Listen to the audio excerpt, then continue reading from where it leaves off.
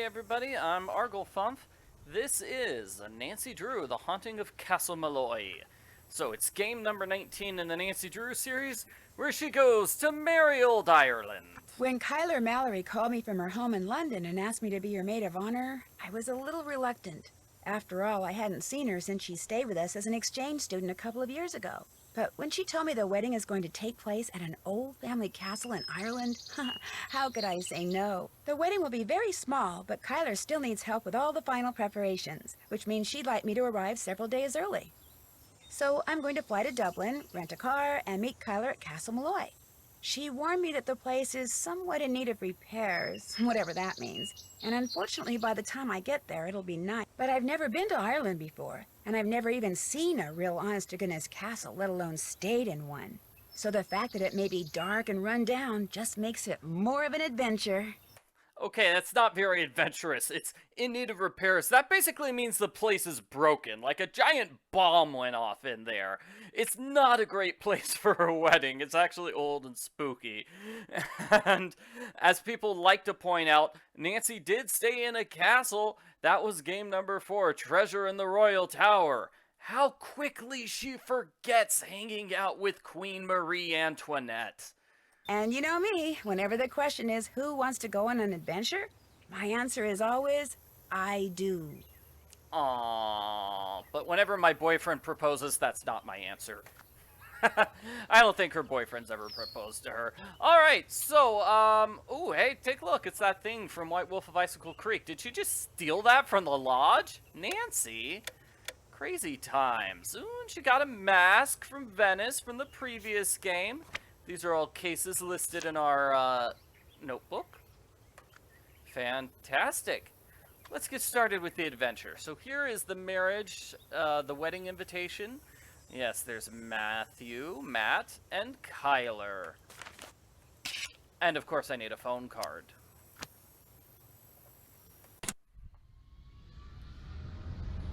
Da da da da da da da da da da da. Preparation for our landing. Please make sure your seatbelt is securely fastened. Thank you. So your plane was on time, your luggage arrived, your rental car was waiting, everything went without a hitch? Yep, and according to Kyler's directions, I'm within 2 kilometers of Castle Malloy. Now stop worrying about me and get over to the Dunhills.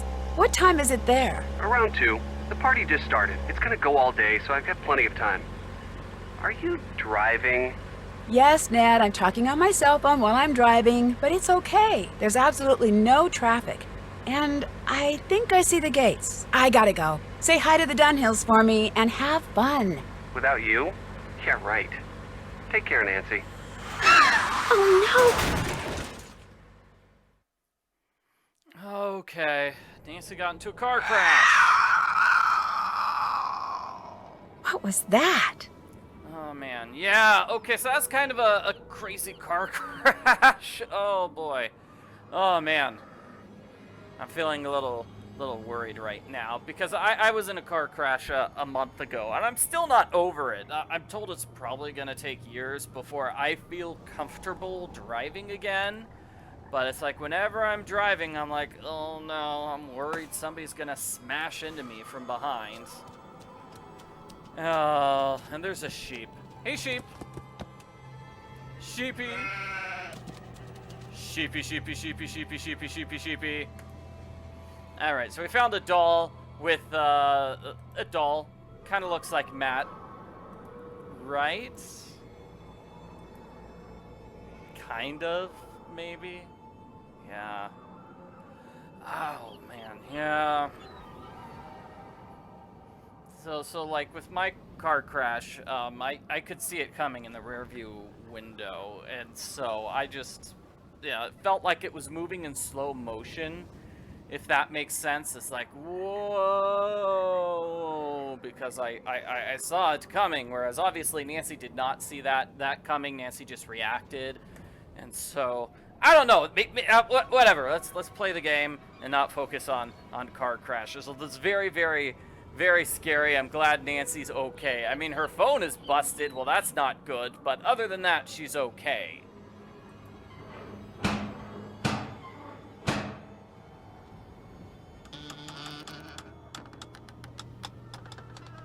Oh, hello. I'm Nancy Drew. I'm here for the wedding. The wedding's been called off, so go on back to where you come from. No, wait, please. My car's in the ditch by the gate. I can't go anywhere. Car's in the ditch by the gate. Walk down the road to the inn then.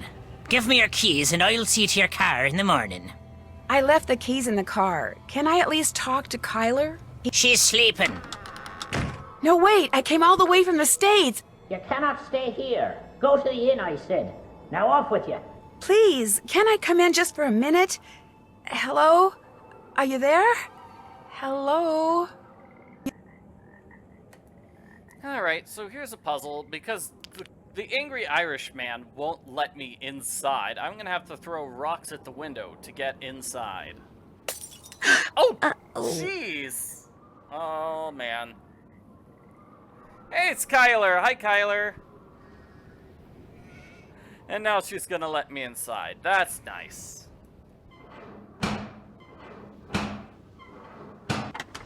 Deaf are you now? I told you you cannot be staying here. Joel, what are you doing? That's Nancy Drew, my maid of honor. Let her in.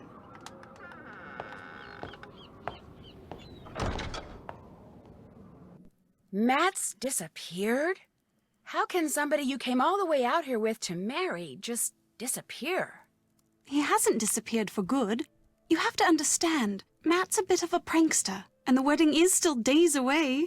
He disappeared as a prank? He adores getting people in a tizzy. I do think he's pushing the envelope this time, but he'll show up. Mind you, it may not be till I've started down the aisle, but he'll show, saying he just wanted to make this a wedding no one shall ever forget. I don't know. It sounds really bad when the groom disappears right before a wedding. So you're here by yourself now? Actually, Matt's best friend Kit Foley is here too. He set up a cot in the Great Hall downstairs. Is he from London too? He lives in London now, yes, but both his parents are Irish. You could practically hear Donal's ears perk up when he heard that. That's the man you met at the door, Donal Delaney, the caretaker. Not Donald, mind you. There's no D at the end, so it's pronounced Donal. That's the way you're supposed to spell it, which is to say that's the way the Irish spell it. Proud of his heritage, huh? Indeed. Which would be tolerable if his love for the Irish wasn't accompanied by an abiding distaste for the British. Now, he rather likes me, but that's only because he considers me to be Irish, since I'm directly related to the man who used to own this place. When it comes to my British fiancé, Donal detests him, which is why he was so quick to tell you the wedding's off. He wants it to be off. He came right out and said, if I am to be married in Castle Malloy, it simply must be to an Irishman. Said my marrying a Brit would upset the fairy people, or whatever he calls them. The good people, yes. You don't want to upset the good people by marrying the wrong person. That would be a terrible idea. You sure the wedding shouldn't at least be postponed? I'm telling you, he'll show. You see, sometimes I hear him.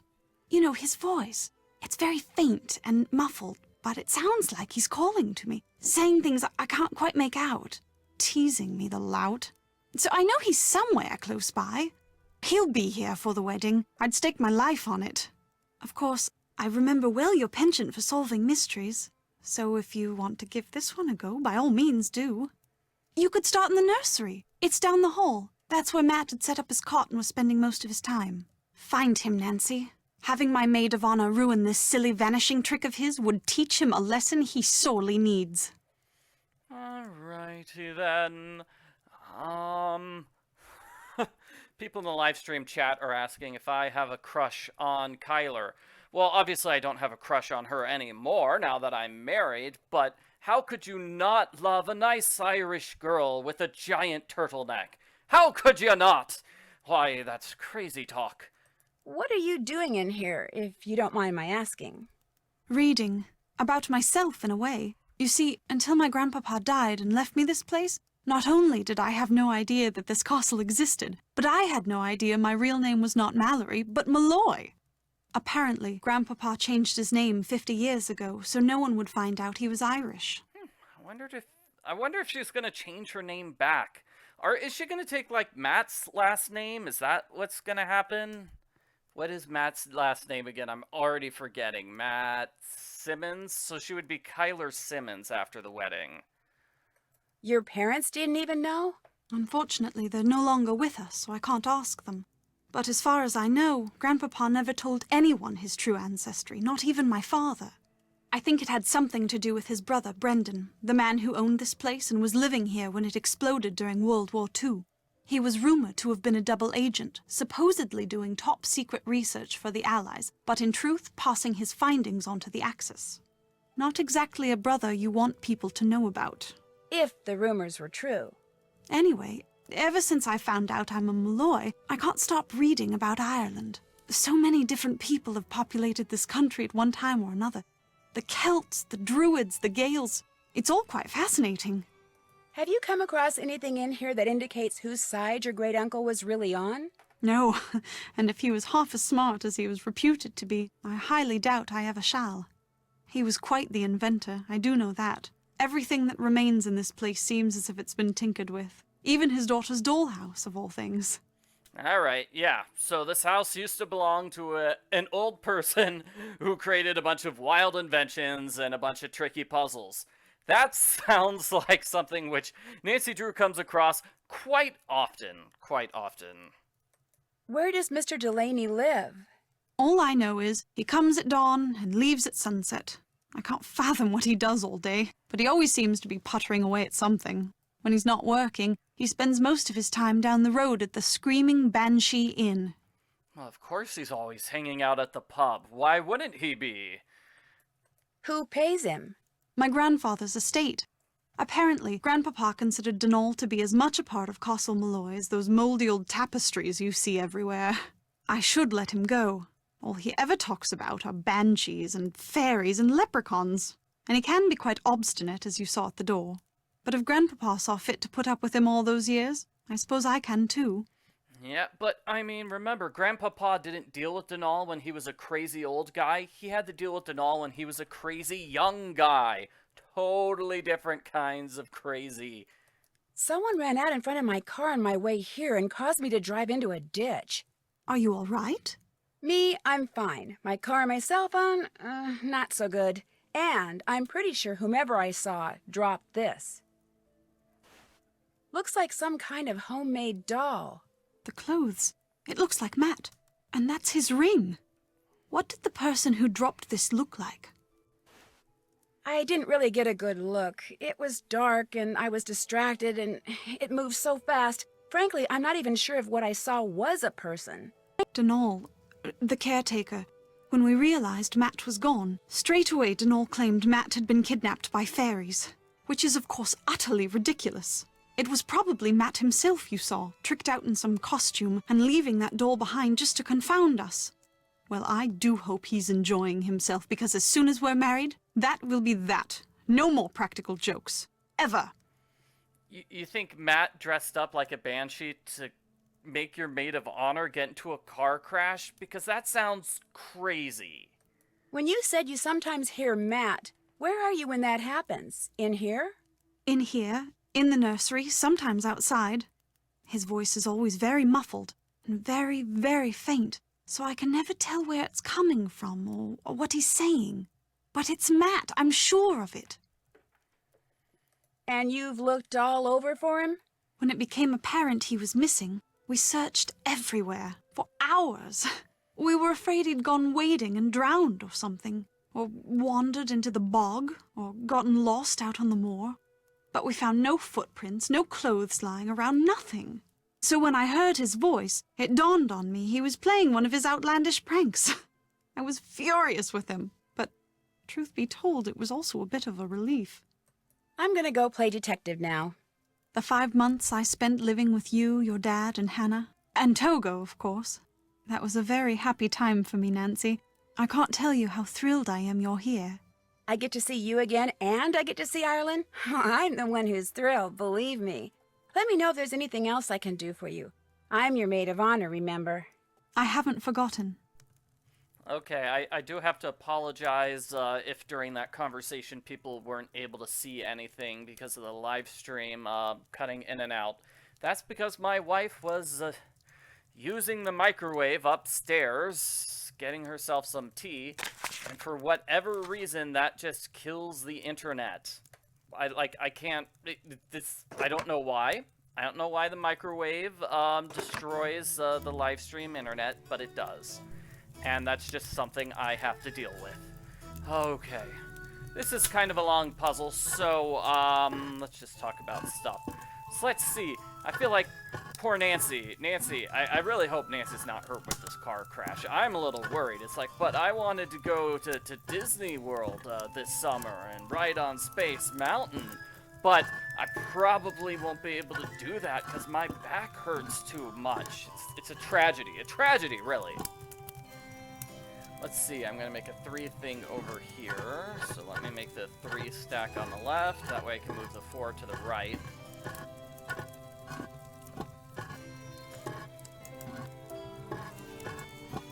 here we go. Got it. So that puzzle's way harder on senior detective mode. Yes. Everybody's laughing about the microwave. This'll come in handy. But it's been proven time and time again. If you want to come to my house and live stream and use the microwave at the same time, it's not going to work. It's not going to work. That's going to just cause so many problems.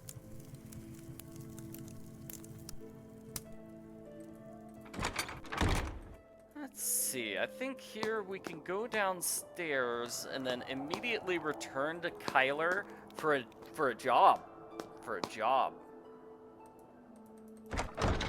Nancy, splendid timing.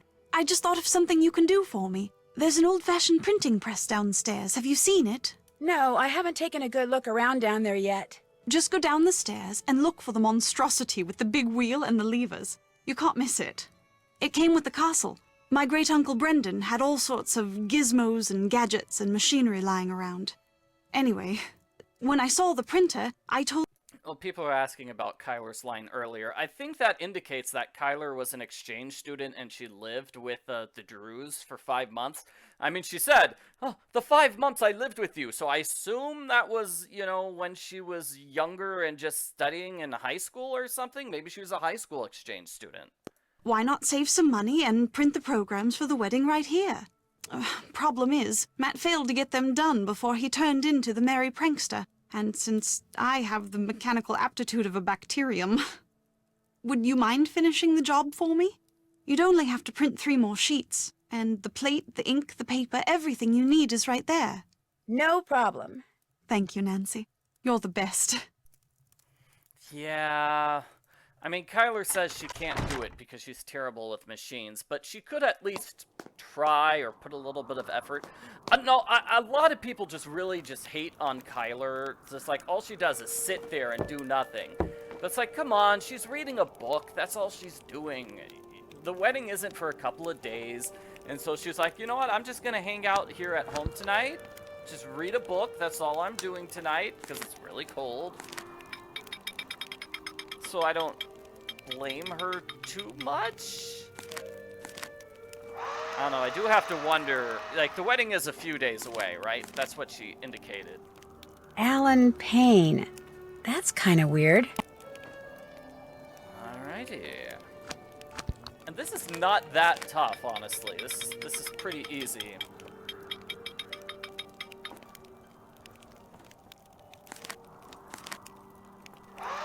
Maybe it's just Friday night and everybody's... I should finish what I just printed before I take more paper.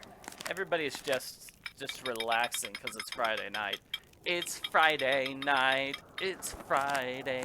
Gotta get down on Friday. Is that it? I think that's it. Alright, I think we're done with that puzzle. We've figured it out. Oh boy, we're fantastic. Alright, so let's go to the pub. Everybody in the country to the pub. We're gonna meet Denal. Where are those lights in the tower coming from?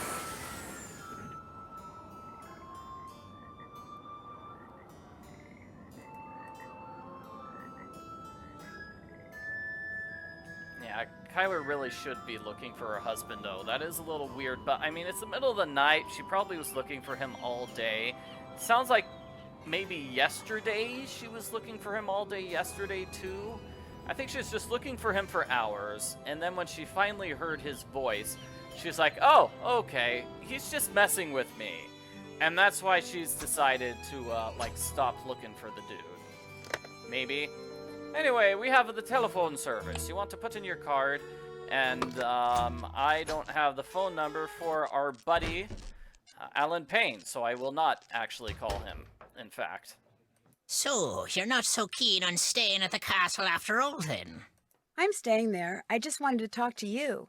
Come to me for a bit of aid and advice, did you? Aye. Well, I've got none to give.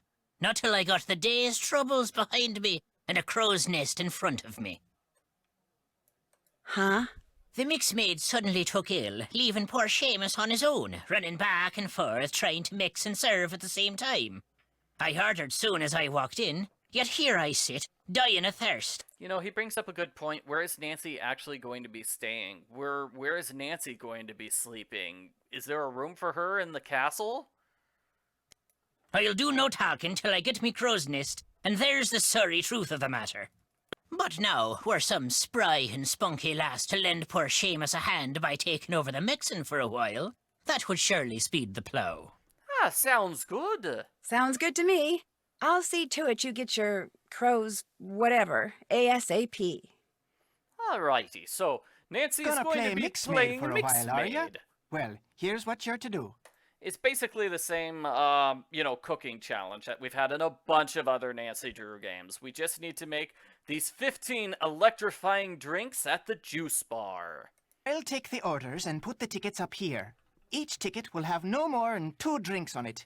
And to save time, I draw little pictures instead of writing out their names. The mixing book will tell you which little picture stands for what drink. It'll also tell you what's in each drink and how to make each drink. Now, to pour something, put the silver mixing glass under either the juice tap or the beer tap. Then, press whatever button the mixing book tells you to press. The book will also tell you how many times to press it. If the drink needs blending, you'll see a picture of a blender at the top of the column in the book. You're to put the solid ingredients into the blender first, then pour whatever's in the mixing glass into the blender. Then, press the red button. And when the blending's done, just reach under the counter and find the serving glass that's pictured in the book. Put the serving glass on the grey mat and pour everything from the blender into the serving glass. If the drink doesn't need blending, just find the right serving glass, put it on the grey mat, and pour everything you've poured into the mixing glass into the serving glass. Then, add anything else the book tells you to add, put the serving glass on the man, tray he to the is right still of the ticket it goes talking. to, and start fixing the next drink. Soon as you've made all the drinks on a ticket, ring the bell and I'll serve 'em up. Just remember, if the orders start coming thick and fast and the tickets start piling up, you're to make the drinks on the ticket closest to the bell first. Now, you'll be making no mistakes, I'm sure. Oh, sure. But if you do, just toss the glass into the rubbish bin down there to the right and start over. Mind you, lass, you must do the mixing fast and proper. The quicker you mix, the more tips you'll be keeping. To work with you now. Hi, okay, so first we need to make the afterglow. So that's gonna be 4... What is that, tomato? Gross. And then 4 pineapple.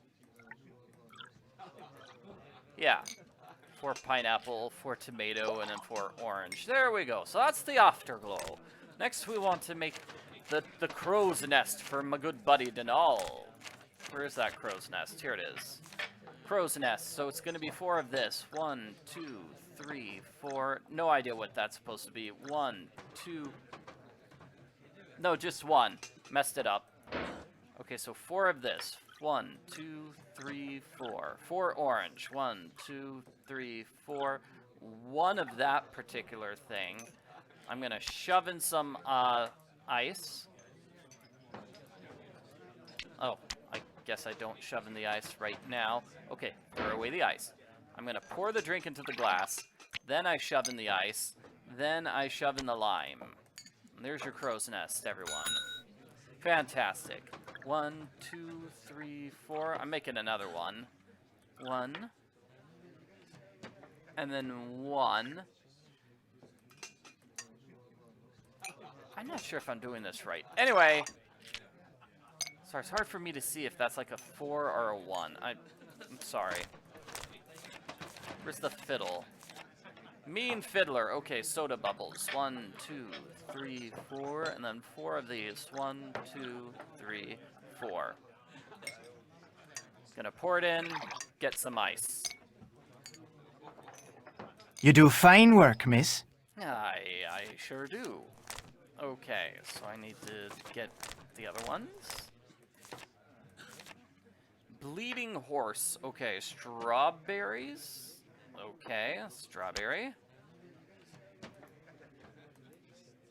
That's a cherry. 1 strawberry. Okay, it's in the blender. Okay, 1 strawberry, 1 ice in the blender, and that's gonna go with 1 of the red thing, which I still can't identify, 1 orange, and 1 lemon. Blend it all up, put it in a cocktail glass. Next, we're looking for, I still can't find it. Where is it? Here it is. Connolly's Folly. 2 bubbles.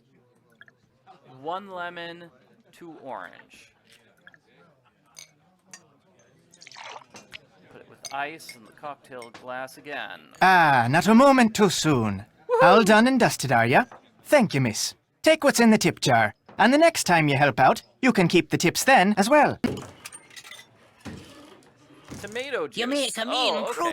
Tomato juice is what that thing is? Alright, that makes sense. Kind of, I guess. It still sounds kind of disgusting to me. Never been a fan of tomato juice. Nest girl, well done. Now, I'm to tell you what happened to the Sassenach, am I? I'm sorry, happened to the what? The Sassenach. The Englishman. The one Kyler was supposed to be marrying. Well, what happened to him is this. The She took him. The good people whisked him straight off to their world, they did. By the good people, you mean fairies? You'll not be hearing me call him that. All of us have a name we prefer, and with them, the good people it is. So that's what I call him, and you'd be wise to do the same. Yep, call people by the name they want to be called by. That's good advice. So what are the good people going to be doing? Just what are these good people going to do with him? Whatever they please. He's in their world now, and he'll not be coming back. That's as much of the truth as we'll ever know. 'Tis not the first time the good people have seen fit to meddle in the affairs of Castle Malloy.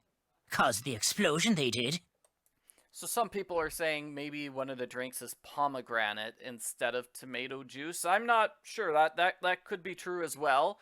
I mean, I don't know. I've never worked at a juice bar, okay? Explosion? Aye, the one that half destroyed the place. The man who lived there in 1944, Brendan Malloy was his name. He was a scientist, charged with making rocket fuel, people say. Only one summer night, something went terrible wrong. There was a flash, like 1,000 lightning bolts. Then a huge boom sent everything south of the library. And now somebody's got to vote for cranberry. So I guess we need to figure out what these various drink flavors are, because no one can agree on what they are. Everybody seems to be fighting over the drink flavors. I'm sorry to interrupt and all. I'm sorry to interrupt your story. Flying towards the sky. Brendan, his wife, Caitlin, used to own this place, she did. Aye, and their little girl, Fiona. All 3 were lost to the world forever when the place blew. But the blame lay not with Malloy. It was the good people. They'd taken a shine to Fiona, is why. And they knew that little girls, no matter how much they're adored by wee folk or mortals, sooner or later, all little girls grow up and grow old. The good people couldn't bear to see this happen to their beloved Fiona, so they made full sure it never did. Sounds to me like the good people are actually just the opposite. They have their ways, and we have ours, is all. That's just the way of things. Got plans for you, they do. The fairies? The good people? What makes you say that? I meant to pocket your car keys for safekeeping on my way over here, but I couldn't find 'em. You mean my keys weren't in the car? Aye, that's exactly my meaning. Taken they were. The good people want you to be staying. Why were you trying to steal my car keys in the first place? Seriously, dude, that's not cool. The name of this place. Just what exactly is a banshee? A woman, one of the good people, as alive as you and me, with wild hair almost as long as the tattered grey robe billowing up around her whenever she appears. Sometimes she takes on the form of a hooded crow, but it's the sound she makes, her terrible wailing, that strikes fear in the human heart. Because when a mortal hears the wail of a banshee, it means someone is about to die. Dun dun dun. I saw someone with long hair and a gray robe outside the castle tonight. Did you know? It ran across the road in front of me. That's why my car's in the ditch. Not till I was 54 did I see a banshee. To see one at your age, on your very first night in Ireland. A special lass you are indeed. Do banshees ever leave things behind, like, say, little dolls? Do not be mistaken banshees for Santa Claus now. A warning is all they leave behind, about something that's coming and can't be stopped. Do you dislike all Englishmen as much as you dislike Matt Simmons? Or is he special somehow? I've little use for any Sassenach, but I took a disliking to this one soon as I laid eyes on him. Arrogant he was, cocky, disrespectful, foolish, always touching things he shouldn't, going places he didn't belong. Worse than a stray dog, that one was. I think Matt was purposely messing around just to upset Denal, because Matt thought it was funny. What about his friend Kit? Aye, he may talk like a Yank and live like a Brit, but there's Irish in the lad. I saw it right off. Little wonder he's in love with the girl. They'll make a fine pair. Whoa, wait a minute. Kit's not in love with Kyler. Blind, are you now? Loves her, he does indeed. He's all but wearing a sign saying so. He came to the wedding early to make sure there'd never be a wedding. Only the good people saw to that for him. Ah, the luck of the Irish. Guess I'll go now. Be careful out there, lass. All right, so I think the money is mostly just used for this stuff. We have puzzles, so let's solve them. So darts, your countdown must be 0 after you've thrown all the darts. Okay, we can do this. I want to get exactly 0 at the end. I got a bullseye, did? Aye, that's not a bullseye. Aye, that's not a bullseye either. Okay, and I need to get exactly 0 at the end. So that means this last throw has to be a 1. Let's do this. Woo! Hey, where's my prize? Did I do that wrong? Countdown must be exactly 0 after all the darts. What did I do wrong there, everyone? Because I don't know what I did wrong. In the meantime, difference detective?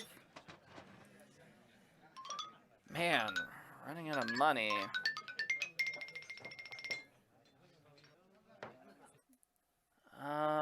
Let's see. Alright, this is always a tough puzzle, too.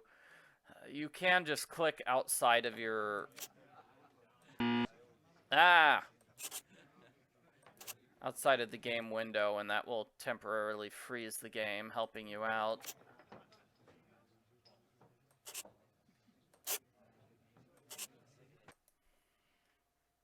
Somebody's saying I didn't use all the darts, maybe? I hit the ring, maybe? I don't know. Okay, so I need to find 5 more differences here. Let's see if we can find them. Cookout on the moon. This is so strange. Let's see. Something in the window. 3 more. There's probably one of these stars in the sky. Excellent. And then we've got 2 more. 2 more. Somebody says a salad. Salad. Okay, something on the salad. Yeah. And then door hinge. Got it. Okay, we'll try darts again.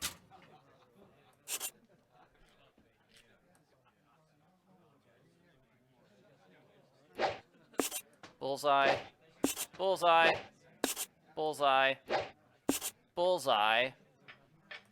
Miss. Miss. Miss. Final dart.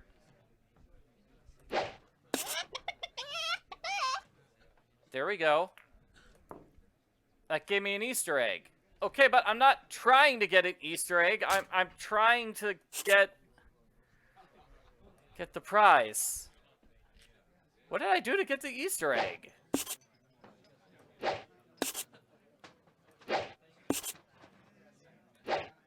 I mean, I guess Easter eggs are cool, but I'm a little confused. Alright, let's try an 11. 14. 1. And do we have a 3 on this board? We've got to have a 3, right? Where is the number? Here's 3. Okay. Hey, we did it! Finally! Everybody's saying 4 bullseyes in a row gives you an Easter egg. Wasn't trying that. Wow. Okay, and thank you for all the help, everybody. And now we're broke. We're broke, so let's do mixed mate a little bit more.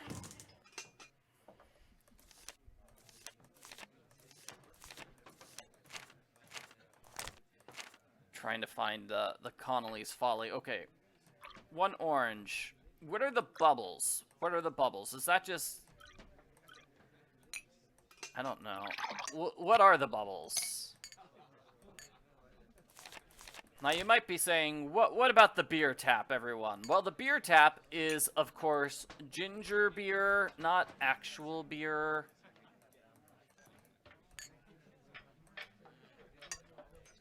Okay, put this at the beer tap. There we go. Another round completed. Oh, we've got another thing of ginger beer. Let's go here. Ginger beer, root beer, and birch beer. Obviously, we don't have, like, alcoholic beer in this game. Okay, 1 green leaf. I don't know what the leaf is. And then 3 pineapple. 1, 2, 3. And then 2 fizzy thingies. Yeah, carbonated water or bubbles. You made a mistake, girl. What do you mean I made a mistake? Oh, I forgot to put the 1 thing. Okay, 1, 2, 3. 1, 1, 2. Come on, Seamus. Just put the lime in yourself. You could do that. Instead of just yelling at Nancy. Ah, not a moment too soon. Maybe a moment too late. Okay, this is another blender. 2 pineapple. 1 strawberry. Not cherries. 1 strawberry. 2 things of ice cream. And then 4 of the bubbles. Blend it all together and you put it in a tiny, tiny cup. Okay.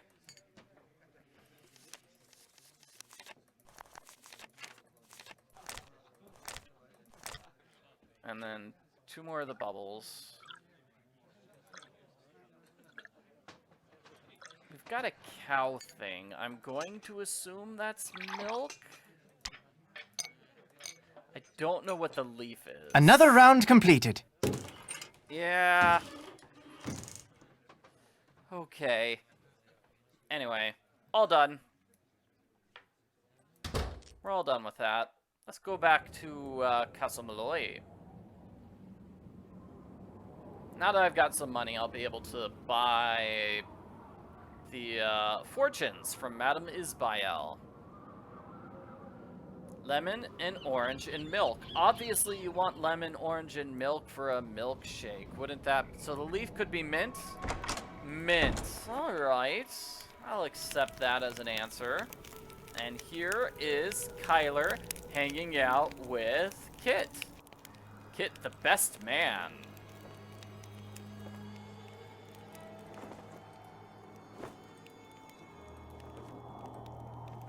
We need 3 coins to get a fortune from Madame Isbael. I would like a fortune.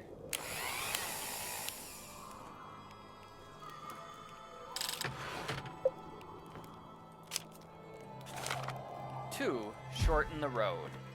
I don't know what that means. I would like a fortune.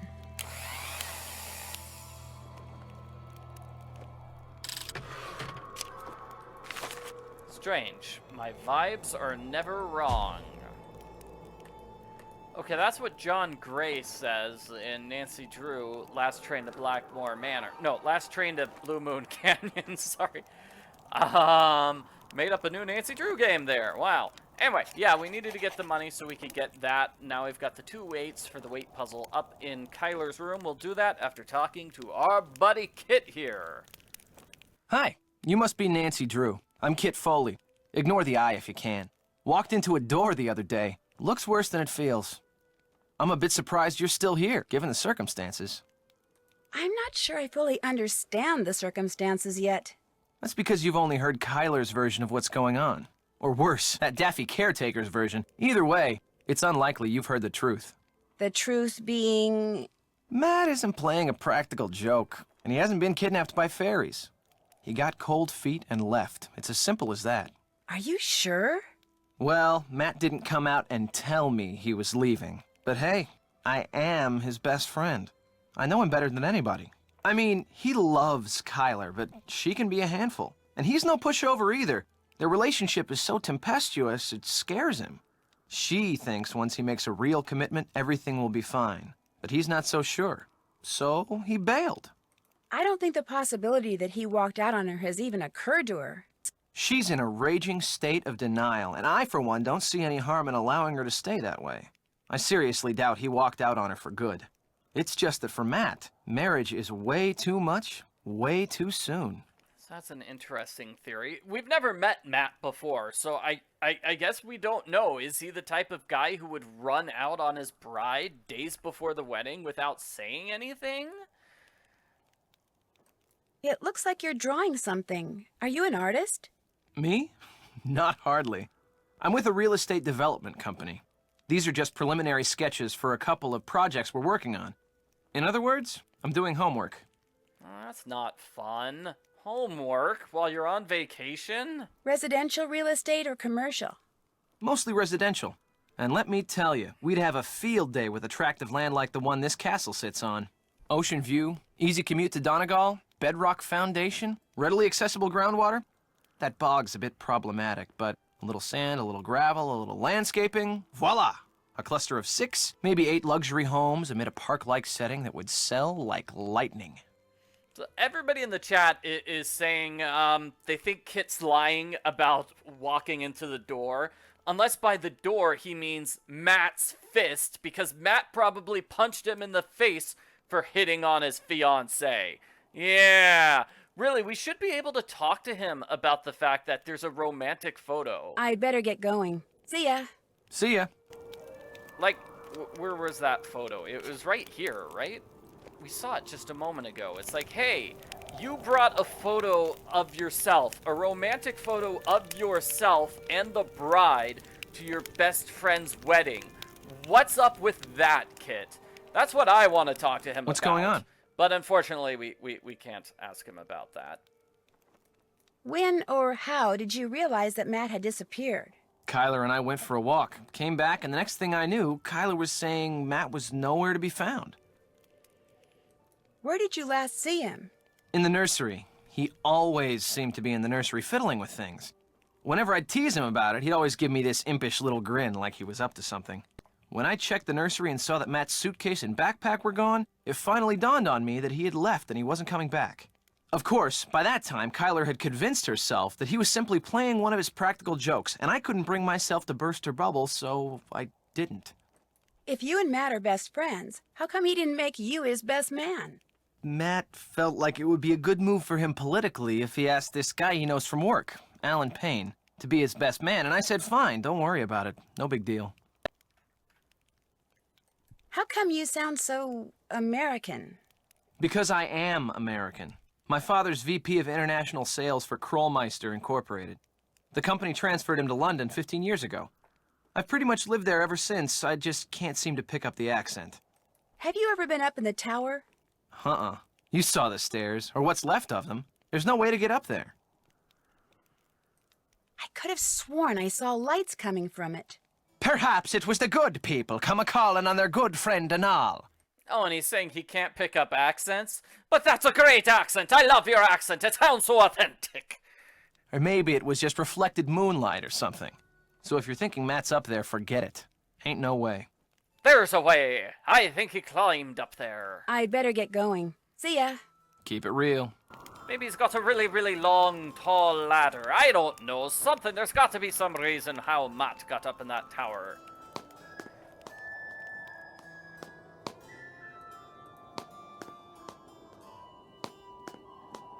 That's just a little too far to jump. I think you can make it, Nancy. Huh? Ah! Well, I almost made it. I almost made it across the gap, but I did not. Alrighty then. Let's solve that weights puzzle. And I think I need to check out the nursery at some point. So, weights puzzle, now I've got all the weights. Let me just... I've got notes on how to do the weights puzzle, so it's gonna be this one. And the red one. And then this one. And these three in a row.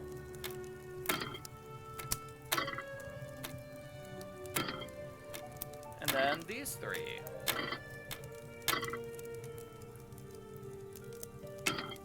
Perfect. Great, that gives me that thing. The drawer did say, here's how much each one weighs, and so that's how you figure out what they're supposed to be. They have like all 9, so you take all 9, you add them up, and divide them by 3. That's how you're, that's a good way to solve the puzzle. Okay, Kyler, you got anything for me? Did you finish the programs? Yeah. Yep. But I noticed that they say the best man is someone named Alan Payne. If Kit is Matt's best friend, why isn't Kit the best man? Matt said that's the way Kit wanted it. He got here early, too. But when Matt vanished, Alan was certain that Matt was playing a joke and refused to be the butt of it. So he went back to London, saying he'll reappear only when Matt does, and not a moment before. You know, perhaps you should give Alan a call. 0044-020-7946-0481. He may have seen something while he was here that could help you find Matt. You'll have to use the phone down the road at the inn, however. My cell phone gets absolutely no reception here. 00440207946041. I'm never gonna remember that. I'm gonna go play detective now. Keep me posted. How on earth do you remember that, Kyler? Anyway, it's important we got that phone call because we can call him. And there's a thieving crow! Hire, stay away, you thieving crow. Excellent. So that's going to be a puzzle to find all of these things. The crow... I think they're in the leprechaun area. The leprechaun puzzle, we've got 2 of them. Yep. Matt's broken glasses. And then this puzzle. Okay. So, you left click to move them around, and then you right click to spin them round. You spin me right round, baby, right round, like a record, baby, round, down. This is, wow. How do you solve this puzzle?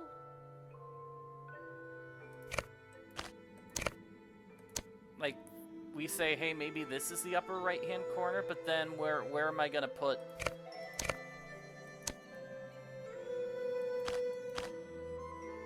that?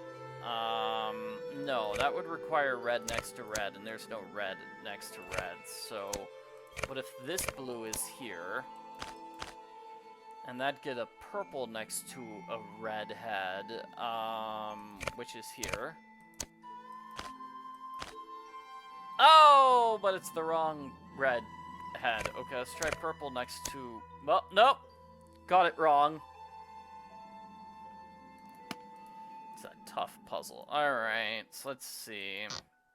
Gonna get a coin from this. Yeah, that's an easy coin.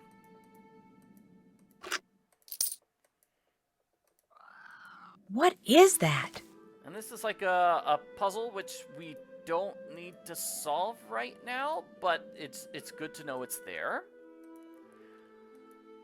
Let's try this puzzle again. Okay. So I also probably have the solution for that. So it's gonna be 1, 2, 3, 4, 5, 6, 7. And then I just rotate all these pieces into place. That's how you do it on junior mode. On senior mode, the solution's 1... Wait, what? On senior mode, it's going to be we swap these two, and then we swap these two, upper right, bottom right, or then upper right? I don't know what my senior mode explanation is about. Anyway, let's just finish this.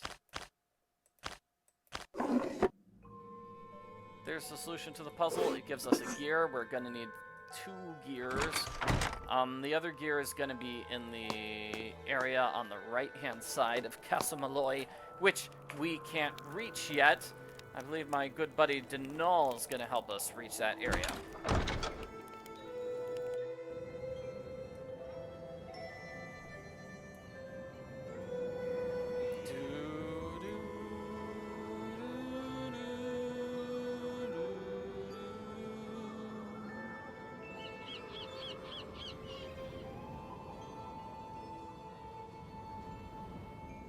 Alright, let's go here. We're gonna call Alan with the phone card. And then he's just gonna complain to us for quite some time. Hello? Yes, hi. My name is Nancy Drew. I'm calling from Castle Malloy. I'm Kyler Mallory's maid of honor. Yes, I remember that name.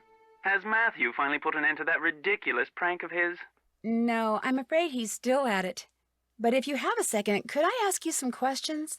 It should be a minute or two before my ride gets here. What's on your mind? Do you have any idea where Matt may be hiding? None. And if what you're really asking is, am I in on his little joke? The answer to that is absolutely, unequivocally, no. I detest practical jokes. Do you remember Matt saying anything odd, anything that in hindsight might suggest where he went? Nothing that I recall. Although he did say a lot of things. Not to me, but to Kyla and that other chap, Kit. And he said them quite loudly, I might add. What do you mean? The evening before Matt disappeared, he and Kit had a terrible row. I couldn't make out exactly what was being said, but they both sounded very angry. Furious, I dare say. In fact, the next time I saw Kit, he was sporting a black eye. And the next morning, Matt and Kyla had a go at each other. Nothing physical, mind you, and once again, I couldn't make out what was said, but I promise you, they were quite put out with each other. I was more than happy to bid the lot of them farewell, though I imagine I'll be returning to the castle before too long. Matt is bound to find his prank as tedious as everyone else does eventually. I must be off. Nancy, it was a pleasure venting to you. Hopefully before too long we shall meet in person. Cheers. Cheers. Alrighty. So, he told us about the big fight they had before Matt disappeared. And now we're going to confront Kit. We're going to say, hey, I think you got punched in the face, sir. And then he's like, what? Okay, fine, Nancy. I'll tell you the truth if you do this puzzle for me. I'm pretty sure that's what happens. How's it going? Alan Payne told me he overheard you and Matt arguing the day before Matt disappeared. And pretty much right before you walked into that door. What were you doing talking to Alan Payne? I thought he might know something that could help us find Matt. I told you, Matt bailed. He doesn't want to be found. Look, like I said, Alan Payne doesn't really know Matt or me that well, okay? The fact is, he misunderstood what he heard. Matt and I have been friends for more than 12 years. We were just fooling around. Fooling around? You ended up with a black eye. I told you that was an accident. I'm clumsy. What were you two talking about? I forget. That's how inconsequential it was. Hey, I just remembered. Kyler wants me to do the seating chart for the wedding dinner. Like I said, I can't bring myself to tell her there's not going to be a wedding. Anyway, I need to get to work on it, so you're gonna have to excuse me. Of course, you could always give it a shot. You just have to figure out where each guest should sit by taking into account their needs and preferences. What do you say? Sure, I can do that. Excellent. Just fill it out and bring it back to me when you think you've got everyone sitting in the right place. Alrighty, he's got a puzzle for us. Because unless and until it gets done, afraid I'm gonna be pretty much incommunicado. Alright, okay, so we do need him to tell the truth. So we need to solve the puzzle, and the solution to this puzzle goes like this. I'm just gonna put the solution down as opposed to solving the puzzle myself. Granted, I've solved this puzzle in the past, but I'm kind of on a little bit of a time crunch here, so let's get moving. Taylor Sinclair next to Rose Green, next to John Gray, next to Linda Pendleton, next to Richard Topham, next to Heather McKay. Alrighty, that looks good to me. How's the seating chart coming? Could you take a look at it? You bet. This looks great. Wow, you did it. I'm impressed. So now we can talk. Yeah, now we can talk. Oh, hey, actually, you might want to take a look at this first. I found it on the floor in Matt's room when I was looking for him. What is it? Frankly, it didn't make a lot of sense to me, but maybe it will to you. Take it. Alright, it's a puzzle. It's good. If anybody can figure out what Matt was doing with it, you can, I'm sure. Good luck. That's great, but I want to talk about the black eye and everything. Can we talk about that? What's going on? If you weren't going to be the best man, how come you came out here so early? I volunteered to help get everything set up, and Matt and Kyler took me up on it. I'm pretty good friends with Kyler, too. In fact, I'm the one who introduced her to Matt. How long have you known Kyler? 4 or 5 years. I met her my first year at university. She'd just gotten back from the States. From staying with your family, in fact. Wait a minute. Nancy Drew. Kyler told me about you. You're the girl who likes to play detective. Well, it's just, kind of a hobby. Although Kyler did say it'd be nice if I could find Matt. Well, you're not gonna have any luck doing that. Old Matt is long gone. Alright, so, we can finally talk to him about the fact that he brought a picture of him and Kyler. Oh my gosh, let's do this. From the looks of that picture I found over there, it looks like you and Kyler used to be a lot more than friends. Yeah, we dated for a while, until it finally became obvious that we were better as a couple of friends than as a couple. No biggie. But then why would you bring the couple photo to the wedding? Seriously, dude. The caretaker seems to think you're the one who should be getting married here, not Matt. Yeah, well, in case you haven't noticed, that guy's got several screws loose. I just happened to mention that 3 out of my 4 grandparents were born in Ireland, and now whenever he sees me, he gets this weird look in his eye. How did he act towards Matt? He and Matt did not get along. They were always at each other's throats, arguing about the stupidest things. Even those leprechaun gnome things out in the garden. Donal had a fit one day when he saw Matt messing with them. And when Matt announced he was going to stay in the haunted nursery, I thought the guy was going to burst a blood vessel, he turned so red. But Matt disappeared on his own, not because of anything Donal did. I mean, the old coot's not that crazy. Is he? I hope he's not crazy enough to kidnap someone. Hey, what are you doing touching my leprechauns? I'm gonna kidnap you now. Wait, what? Kyler says sometimes she hears Matt's voice, only it's very faint and muffled. Do you ever hear him? No. Man, Kyler must be losing it or something, because I'm telling you, Matt is not here. Seriously, be a bit nicer to her. That discussion you had with Matt? Come on, really. What was it about? Yeah. Okay. So yes. We do get to talk to him about getting punched in the face. He did get punched in the face, right? It was about Kyler. I was asking Matt whether he had truly thought through what being married to her was going to be like. The more questions I asked, the more nerves I struck, and the more uncomfortable and angry he became, until finally... He gave you that shiner. He stomped upstairs to the nursery. Next... No. He totally punched Kit in the face, right? That's gotta be what happened. Very dramatic. day, He disappeared. Obviously, the things I said got to him. So if I seem a little guilty to you, it's because I am guilty. It's my fault that Matt walked out on Kyler. Simple as that. I'll see you later, okay? See ya. I don't know. I think Kit wanted Matt to walk out on Kyler. I think he really wanted it because he wants to marry Kyler himself. And of course, Denal's here saying, oh, it'd be a great relationship. Yeah, Denal's basically rooting for the Kit and Kyler couple. Alrighty, so we have this puzzle. What we need to do is match the leprechauns Wonder what that crow's doing in there. with the book that Matt is fiddling with. So it's gonna look like this. Gives us a Nancy doll. Yay! Or maybe not a Nancy doll, just a doll. Anyway, it gives us the crow's coins. And we will be using that in the nursery. Yeah, Kit is basically... This is why he's not the best man. He would do a terrible job of being the best man.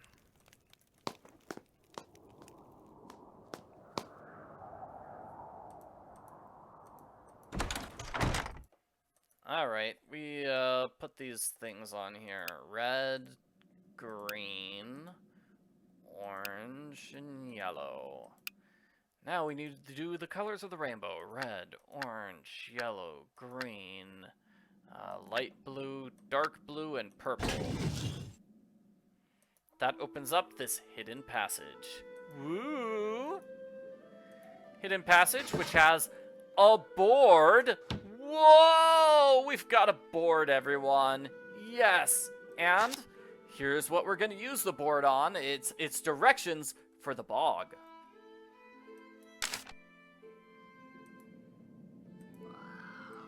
Cool. So how do I leave? Okay, I leave right here. Ow. Mean crow.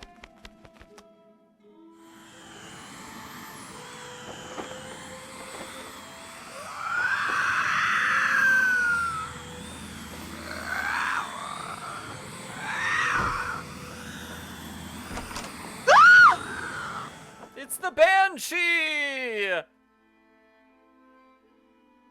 You're right. There has to be a logical explanation for what we just saw. So I'm going to calm down, relax, and trust that you will discover what that thing was. You are going to figure it out, aren't you, Nancy? I promise.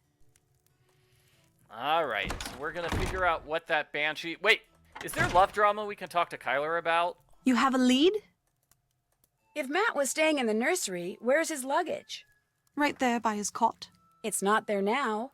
But it was there, just last night. I remember seeing it when I peeked in to see if he'd finally decided to reappear. At least, I think I saw it last night. If it's not there now, perhaps Denal moved it, took it to storage or something. Because I know I saw it after Matt went missing. So it's around here somewhere, just like he's around here somewhere. I'm sure of it. I'd better get to work. As soon as you find out anything, let me know. Alright, so that's also kind of a puzzle. We need to figure out where the luggage is. But right now we're going to do the bog first. So the bog is over here in the bottom left. Yeah, people are asking if I should play the next game in the Nancy Drew series. The game after this is Ransom of the Seven Ships, and it's been canceled. They don't sell it anymore, actually. So that is a question if I should play that game or not. So yeah. People objected to the racial content in the game, and yeah, I guess I'll just poll people asking if they want to see me play the game or not. I'm feeling I probably shouldn't. Because, you know, can't buy the game anymore. So, 2 to the right. 1, 2... Or what did they called it discontinued, I think. Yeah, because that's the word they use for the all the other Nancy Drew games that they don't sell anymore.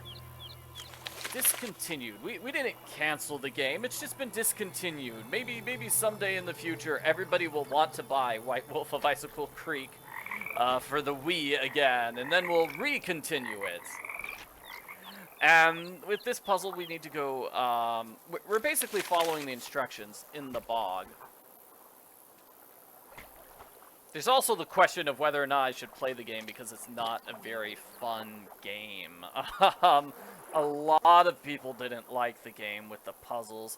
It's only got 2 characters. No, 1 character. It's not a very good mystery. The culprit, guess what the culprit is? The culprit is the 1 character in the game. Yeah, so I'll have to do a poll on my Twitter or my Facebook or both. I don't know. Hey, while I'm solving this puzzle, make sure to like and subscribe to the YouTube channel. You can also follow me on Facebook and Twitter at Arglefumph, spelled exactly how it sounds.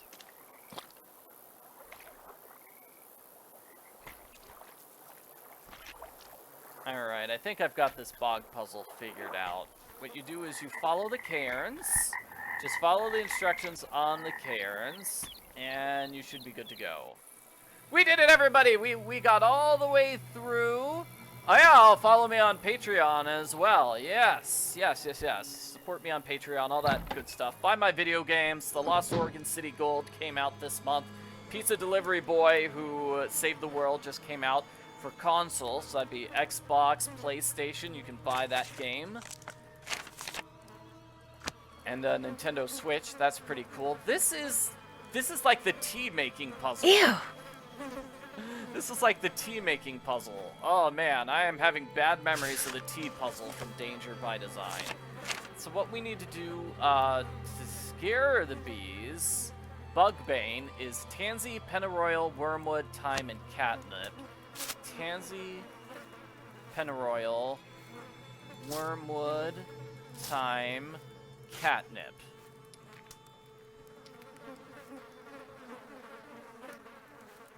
And the Bugbane goes right here. I actually do like how the puzzle is so close to where the bugs are. Like, if I had to go back and forth over and over and over again, that would be a huge pain, and I would not like it in the slightest. Looks like I need a key. I need a key for that. We've got a puzzle. Unfortunately, we can't look at the sheep doll yet because Nancy doesn't know she has the sheep doll puzzle. She hasn't gotten the piece of paper which says, hey, sheep doll on it. I think it should be obvious that sheep doll is for the doll puzzle, but maybe that's just me. Maybe that's just me. And over here in the corner, we have a working jetpack. Yeah, there's just a jetpack casually hanging out in the bog hut. Alrighty.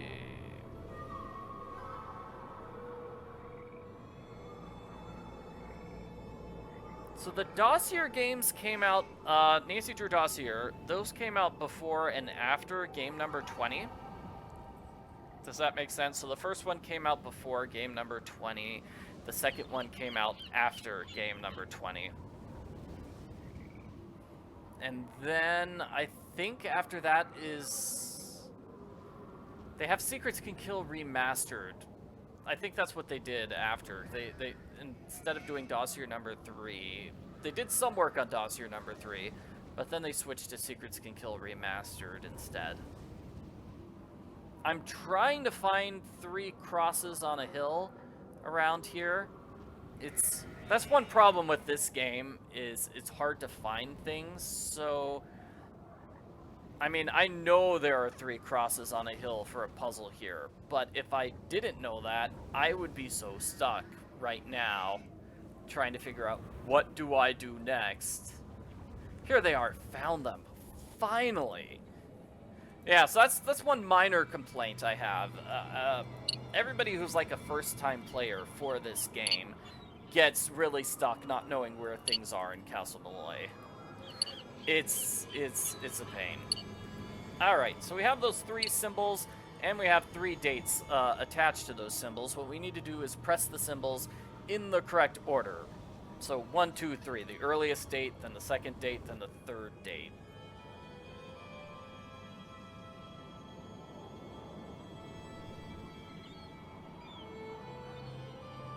And here we go. Corresponds with here. Nancy, go there. Go to the fence. Need to close my inventory. 1, 2, 3. And I believe we've got a couple of puzzles here. Yeah, maybe if the map was a bit smaller, sheepy, it would be easier. Also, there's something somewhere around here. Here it is. Okay, found it.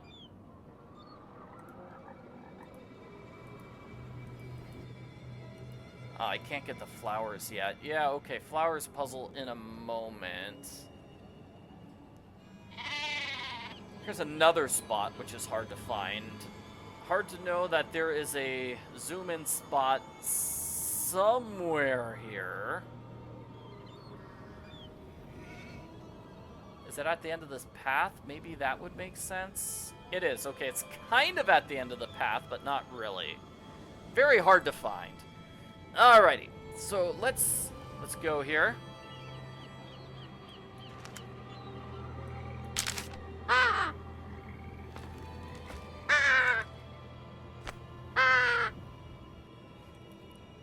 Yeah, Nancy just entered through the wall. Is there like an alternate way to reach the sheep pen? Because it seems really weird that you have to go through the wall. How does Denal get here? Does he just have that wall memorized or something? It's not that tough. You only press 3 things, but still. So those poor sheep. Yeah, Nancy's bothering the poor sheep. So inside, another thing that's hard to find. Finding a gear inside that. How are you supposed to know there's a gear inside the wind chime? That certainly is another tough one. Okay, so that's enough complaints about things that are hard to find in this game. Still, though, it's like, oh man, finding my way around. Rough. So enough complaining about that. We got some items. One of them is a real estate plan that Kit made, and the other is a gear for the gear puzzle, which I'll do over here. Where is it? It's the helmet. The gear puzzle's with the helmet.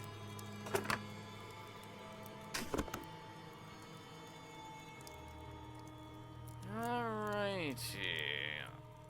This is it's not a tough puzzle. No, it is a tough puzzle.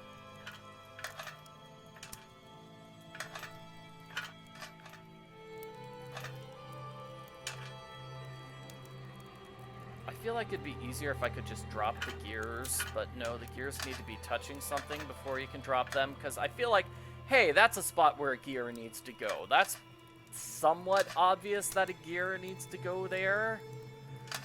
And then like this, it's like, well, obviously a gear needs to go somewhere like here to connect these. So that's a pretty easy match there. This is clearly a match just going straight up, right? That is... yeah.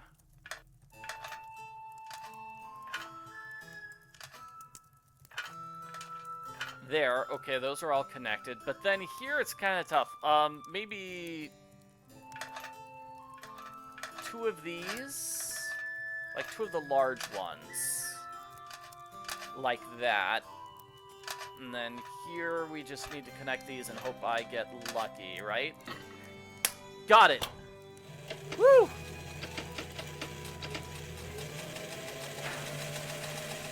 It's a creepy thing. Alright, so that should tell Nancy, hey, you need to make a sheep thing, right? We got the one with the sheep. Yes, yes. Oh, and Kyler's gonna have a puzzle for us, so let's do it. You have a lead? Mostly I have a question. Do you know anything about this sketch? I found it outside. It looks like a drawing for some kind of housing development, for the land the castle sits on. Apparently Kit did them. Did you ask him to? No, and I seriously doubt Matt did either. Kit must have done those on his own. The question is, why? Anyway, I thought of something else you can do for me. Since there's a possibility, however remote, that there are forces at work around here that none of us completely understands, I think it only prudent to do what I can to counteract them. To that end, I would like to include these herbs and flowers in my wedding bouquets. According to Irish lore, each of them is believed to be associated with things I could use a little more of right now. If you could pick them for me and put them in that vase over there, that would be wonderful. Here's a basket. This, of course, means that in spite of whatever it was I saw in the nursery, I still believe there will indeed be a wedding, because no matter who or what took Matt, you're going to find him, Nancy. I have to believe that. Please don't let me down. I'm gonna go play detective now. Anytime you want to talk, I'll be right here. All right. Can I take another look at the gear puzzle? No, I can't. But with the gear puzzle, we had symbols, like we had a 1, and then a 2, and then a 6 in Roman numerals. That's confusing. I don't know what the point of that is. Maybe it's just me, and I'm just so confused. But yeah, that just makes what's already kind of a tricky puzzle a little bit trickier. It's I can't just go confusing. snooping around, not with Kit right there. Okay, so we need to get rid of Kit in order to snoop around in this area. The way to get him to move is to do the flower puzzle. So we are going to do the flower puzzle right now. But first, let's talk to him. What's going on? I found the sketch you did on the ground outside. What's it for? What, that? I was just messing around. See, I'm into real estate, and whenever I see an interesting tract of land, I like to sketch out how I'd develop it. Just to, you know, keep the juices flowing. It doesn't mean anything. I was just doodling. Great, so it's okay if I keep this. Sure. Go right ahead. I don't know. Maybe he's trying to ruin the wedding so he can get the castle for himself by marrying Kyler. Yeah, that's it. He just wants the castle to develop it himself. That's why he wants to marry Kyler. Have you ever been to the little hut that's in the middle of the bog? No. Don't tell me you've been traipsing through the bog. Are you nuts? That stuff's like quicksand. It's actually pretty easy. You just gotta watch your step. Well, if you go missing, at least we'll know where to look. Good talking to you. Drop by anytime. I don't know, I do think it is kind of a little bit of a stretch to say that Kit is purposely trying to ruin the wedding so he could get the property. That does strike me as a bit odd, a bit silly. Okay, so we need to get some flowers. Here are the flowers. Can I get the flowers? Where are the flowers? Here. Roses. Where's the list of flowers? So there'd be a condo, the condo and a condo right here. The weird stones, golf course, parking lot. Huh. I don't know. He wrote down look into permits. So that's more than just, hey, I'm casually doodling. Wow, where is that list of flowers, though? I don't see it. Maybe it's in Nancy's notes? Observations? I really am a little confused as to why we have observations and clues. The difference between those two confuses me, and I don't see the list of flowers. Here it is. Okay, got it. Finally. Okay, we've got the rose. Hard to actually know what those flowers are. The book inside the Banshee's hut lets us know what some of them are. And again, this is exploring areas which are hard to find. Like, okay, one's here.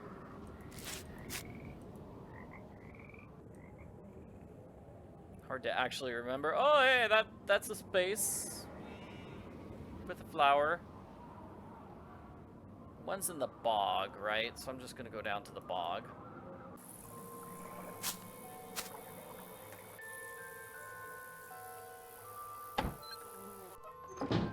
Actually, two of them are here in the bog.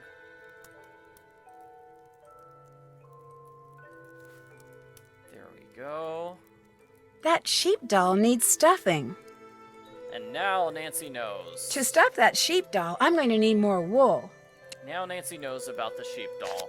Fantastic. So we need lavender and larkspur. I think I know where both of those are.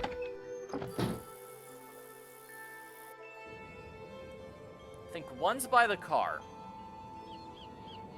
And one's in that the Oam Ruins area that Nancy was hanging out with.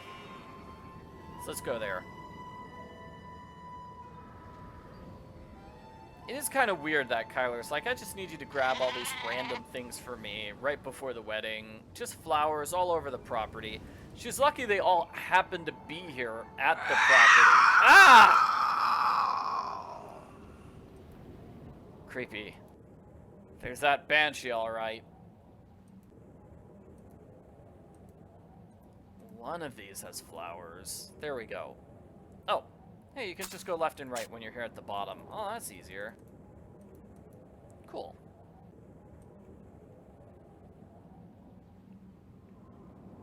Kyler's definitely not prepared for this wedding. I mean, where is the wedding gonna be? I know it's here at the castle, but like what part of the castle? We should put out chairs or something. The wedding is still days away, she says. So, yeah, but if the wedding stays away, do we really need to get all these flowers right now?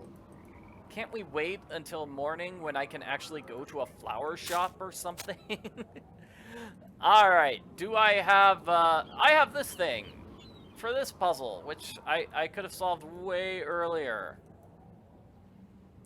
So let's solve this puzzle. First, it's, a slidey puzzle, isn't it? Slider puzzle. Okay, let's see if we can do this.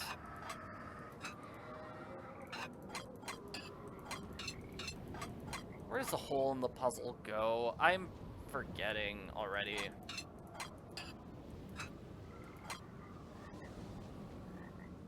Yeah, give me a second here. Puzzle's supposed to look like that. Two horses facing each other with a bit of a design underneath them. So let's go with, this is the upper left corner. And what's the piece that goes directly underneath it? Probably this one?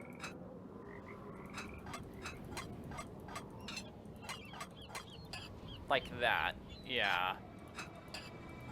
And then this has to be the bottom right. Maybe those two pieces go together like that. And we say, hey, that's the entire left-hand side of the board done. Now let's do the next column. Does that piece doesn't look good. What goes there on the bottom? So we get the bottom piece there. That piece directly above it. Okay, those pieces look good. Now these two pieces look like they're the horse pieces, right?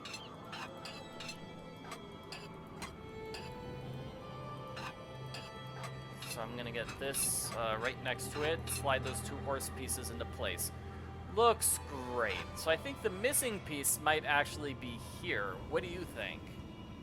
I think that might be the case, because we don't have another horse face. So, because the missing piece is here, we're gonna put two pieces, these bottom two pieces into place. That's what we need to do.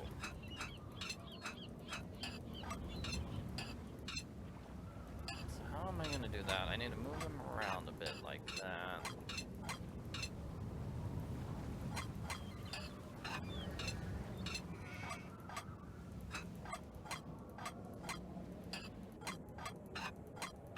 Sort of like this. I don't think I did that in the best way possible, but whatever. That's how those two pieces go.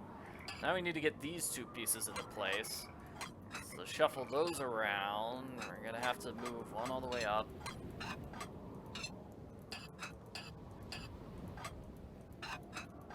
One down, like this. Like this. It looks like a Done. piece is missing. Alright, yeah, that's a tough slider puzzle. That is a tough slider puzzle. There's no way around that. And hey, that gave us a printing plate. We need to collect all those printing plates.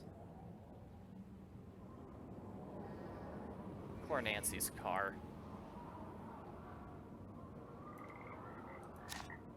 Now the last flower, Larkspur, right here. And how are you supposed to know that's an area you can reach? I have no idea. Yeah. That just seems very tough.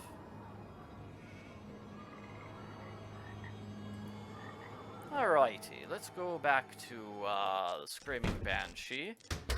Denal. What's on your mind, then? I need to get, I mean, I need to get the wool, obviously, but first it looks like we're going to ask about those pillars.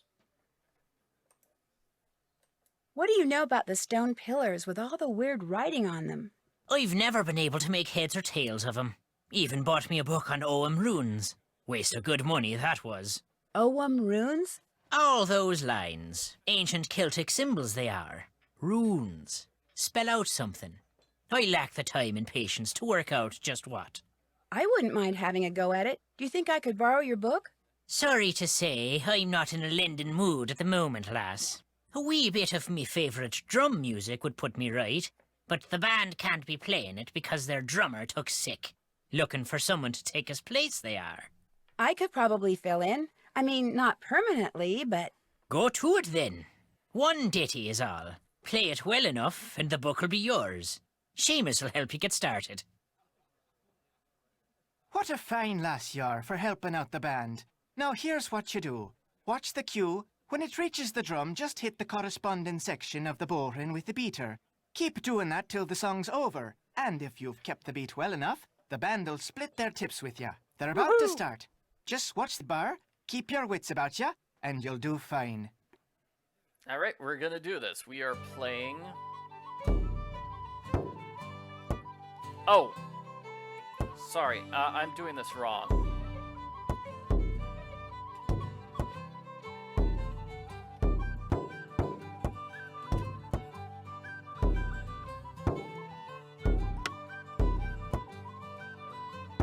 I do like this music. Let's see if I can do this correctly.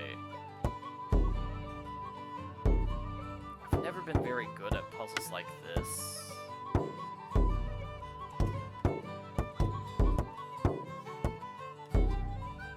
They always seem to be really precise about when you need to press the buttons.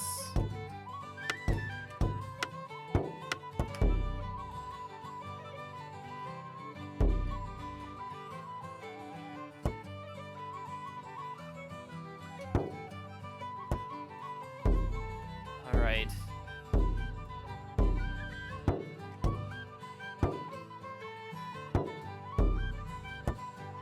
Come on, Nancy, you can do this.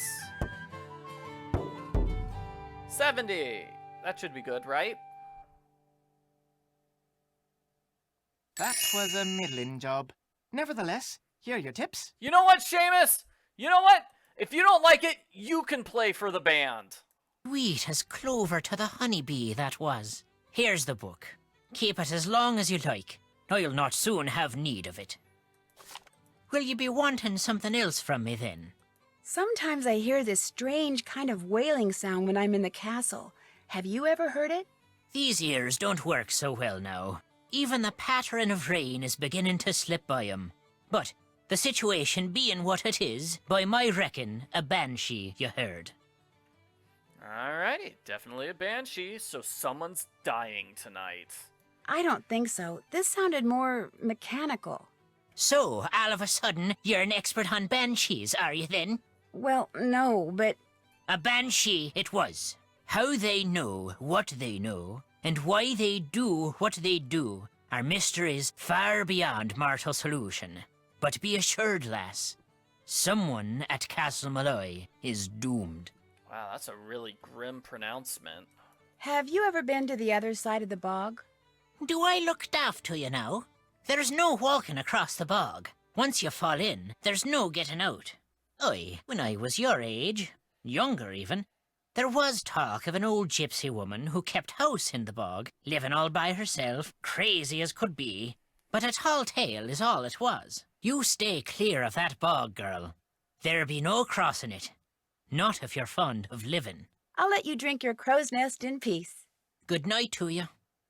Denal. Yeah, at least he liked our playing. He's like, oh, sweet as clover to the honey. Seamus is like, wasn't a very good job, miss. It's like, okay, Seamus. Luckily, we didn't have to make him happy. I did like that puzzle. That's a fun puzzle. I like it more than playing Mixed Maid, simply because Mixed Maid is kind of a terror. Yeah. Alrighty, so let's do the Oh! That is definitely a Banshee. I'm sorry. There is no getting around that. That sounds like somebody screaming. It actually sounds like the Banshee is the one who's going to die. That's how much screaming there is. Alrighty then.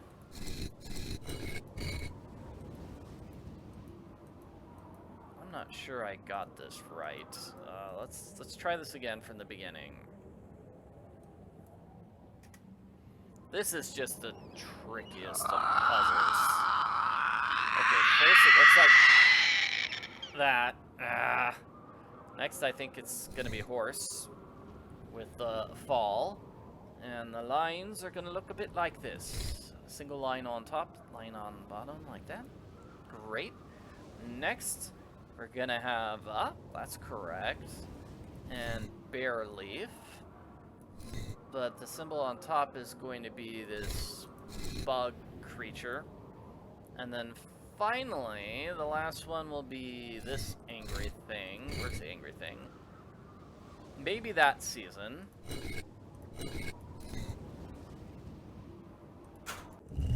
Ah, it was the other season. Okay. Got it. Excellent. So that's the rooms puzzle. Way tougher than I made it seem. I just had a picture of the solution, which I was copying. Because we need to match this with the various seasons of the year, with that, like, Zodiac puzzle book, which was from the library where Kit is reading. No, Kyler's reading. Meh.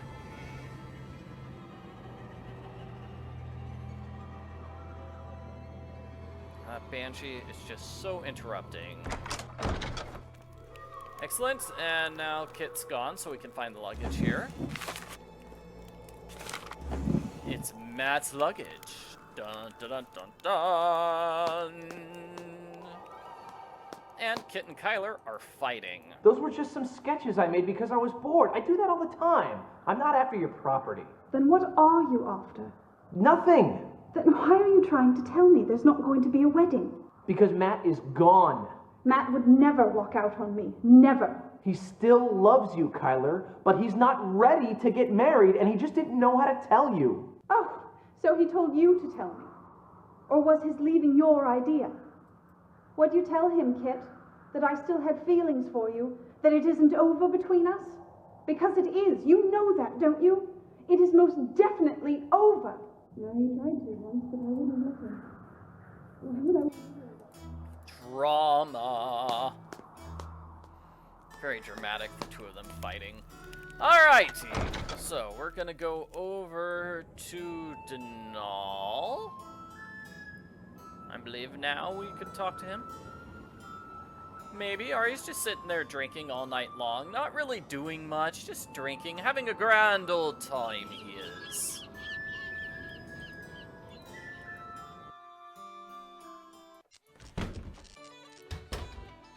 What's on your mind, then?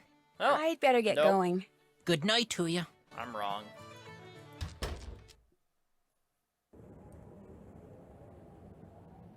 Well, I guess what we were supposed to do is leave the castle and then immediately go back to the castle to talk to Kit and Kyler about their drama fight. It is weird that Matt decided to date his best friend's ex. Like, how did Matt get together with Kyler in the first place? It's like, he knew that Kit wasn't over her yet, right? What's going on? I found Matt's luggage in here, right over there. What? Over where? It was behind the cots. How'd it get there? Looks to me like someone was trying to hide it. Well, it wasn't me. Matt hid it. Oh my gosh. He didn't go back to London. He's been here the whole time. Kyler was right. Oh my gosh. You think he's just pulling one of his pranks? He must be. And I fell for it. Hook, line, and sinker. The worst part is, if he's just playing a joke, it means he intends to go through with the wedding after all. Big mistake, Matty, my boy. Big mistake. I couldn't help but overhear the discussion you and Kyler had in the library.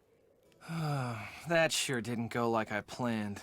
All this talk of fairy kidnappings and practical jokes, I just thought it was time to clear the air, but what happens? Not only did she accuse me of being the bad guy in all this, but as it turns out, she had it right, and I had it wrong. Matt didn't walk out on her. His luggage proves it. The part about your still having feelings for her, was she right about that too? Yeah. As for what, if anything, I'm gonna do about it, I haven't quite figured that out. I'll see you later, okay? Stay out of trouble. Oh, man. Yeah, so much love drama. It's my best friend's girlfriend. My best friend's girlfriend. You've picked all the flowers? Yep. Go ahead and put them in that vase. There you go. Splendid.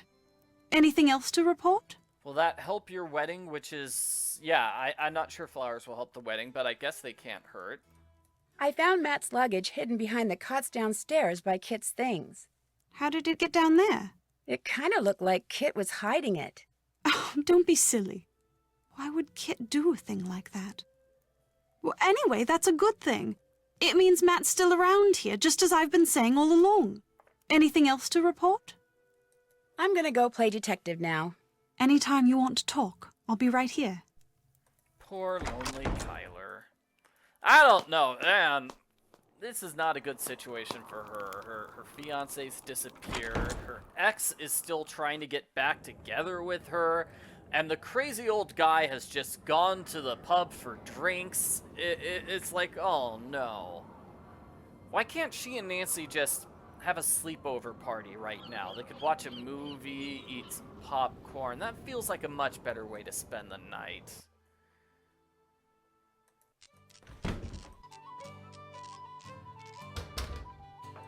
What's on your mind, then? Would you by any chance know how Matt's luggage wound up hidden behind the cots in the Great Hall? That I would. I put it there. I told the Sassenach he was not to stay in Fiona's room, yet he did nonetheless. So, while he was out with the others, I took his bags and hid him, thinking to force him to leave her room. Wasted time, that was. Turns out the good people had something else in mind. Good at finding things, are ya? Someone points out the maid of honor just broke the window, too. Yeah, I feel really bad for Kyler, because it's got to be freezing in that room, because Nancy broke the window right where she's sitting. As a matter of fact, I am very good at finding things. Got something for you, then. A key? Aye, to the sheep pen. The sheep I'm keeping on the castle grounds need bringing in so I can shear 'em first thing tomorrow. You want me to bring them in? There's 10 of 'em is all. With that lantern of yours, you'll be done before you know. Go on now, take it. Just walk the grounds, and whenever you come upon a sheep, blow a whistle, and back they'll go to the barn. When you think all 10 are in, go to the barn and make sure, then lock the place up, and that'll be that. Don't be looking at me like I've got 3 heads, lass. You can do it. Out with you now. There's work to be done. Hey, why don't you take care of your sheep, sir? Take care of your own sheep. This is not your job. Well, I mean, it is his job. This is not my job. Alright, Nancy just plays around on her recorder, which she got earlier. We just need to find the sheep. But don't scare the sheep.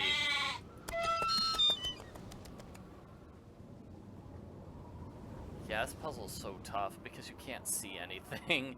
It would be so cool to wander around this area during the daytime. Everything bright, well lit.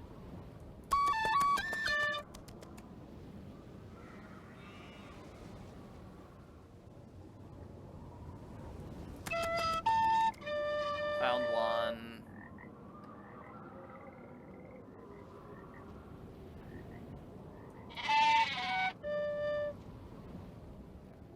heard a sheep nearby. Here we go.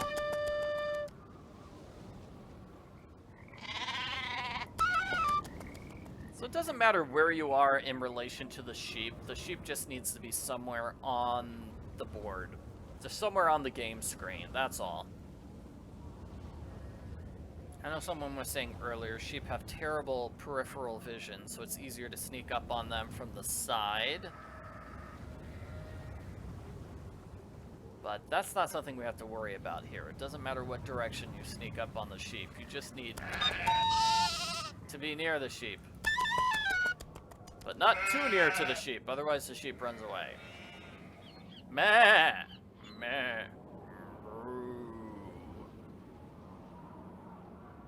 Where's my sheep friend? Oh, I heard you. Sheepy, sheepy, sheepy, sheepy, sheep!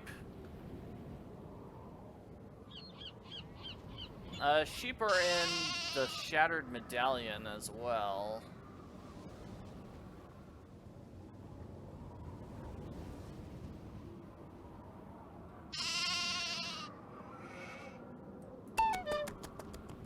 Looks like we need 2 more sheep. Is there a sheep coming to the wedding? We saw who's going to be at the wedding, right? We saw everybody there. You know, it's possible they have some people that are at the wedding who just won't be at the reception. That's possible.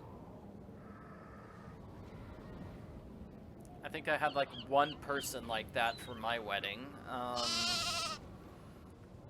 Everybody else was like, what? Free party? Lots of food? Awesome. But the other person was like, I only want to go to the wedding. I've got work to do tonight.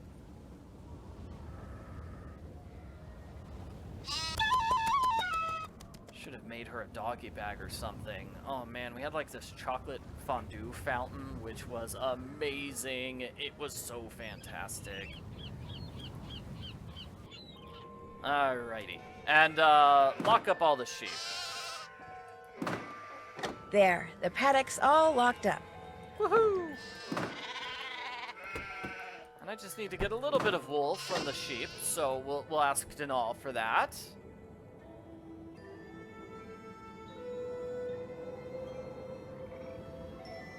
Well, obviously, yes, Kyler's going to be trying out some sheep hairstyles. That's what the sheep are for. It's to give her ideas for great hairstyles for the wedding.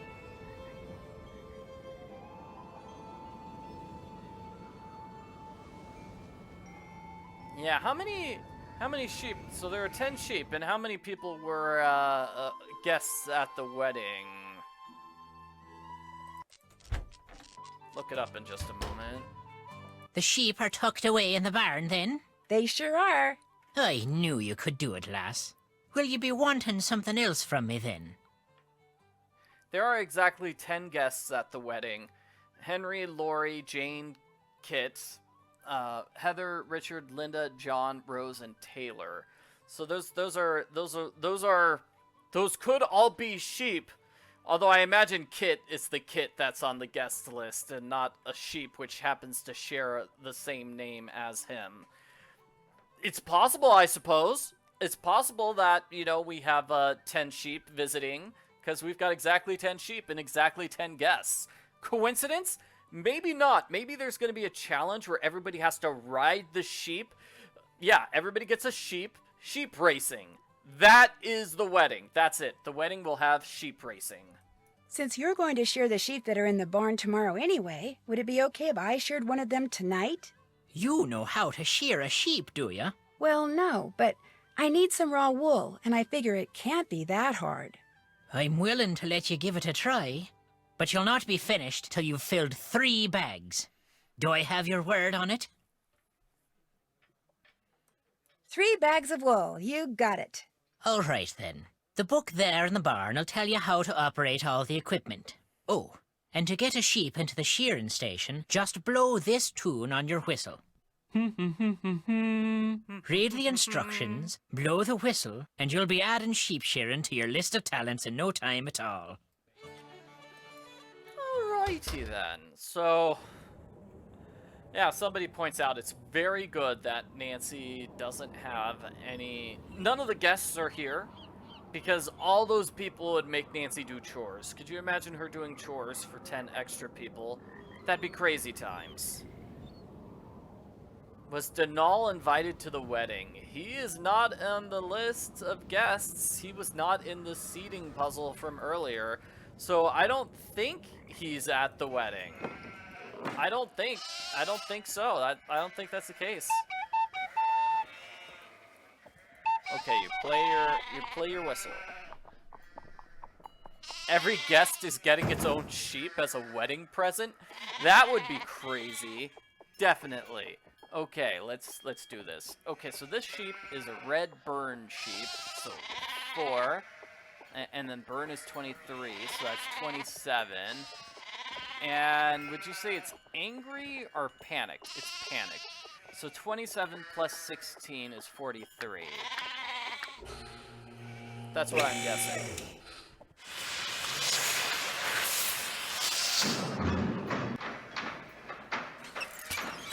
Is that a sheep or a show dog? Beautiful. So I think we need to get 2 sheep every single time. I could be wrong. Okay, so this one is just a calm sheep, so that's 11. Pull out my little calculator. 11 plus keen is 21. And then it's orange. No, it's brown. Plus 6. So that's 38. I do wonder what they're going to be eating at the wedding. Yeah, hopefully it's not mutton. Cool.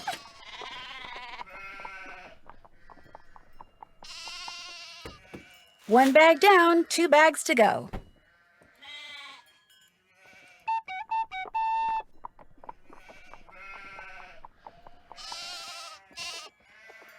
Oh, yeah, I think this is a happy sheep. Okay, that's got to be happy. So 12 plus blue is, which is 9, so that's 21. 21 plus Ronin, so 38.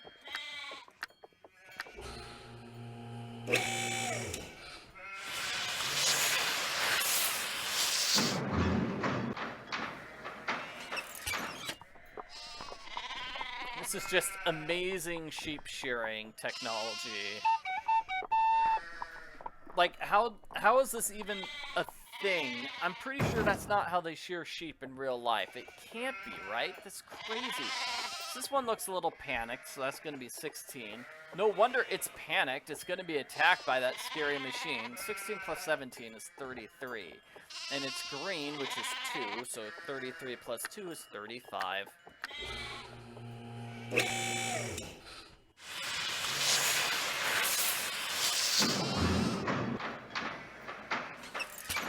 I love the bows. I don't know where the bows came from. I think that sheep has more wool now than it had. That's 2 bags. Before I it got promised Mr. sheared. Delaney I'd fill 3. This just looks like they were doing some sort of, like, science fiction video game, and it was just left over.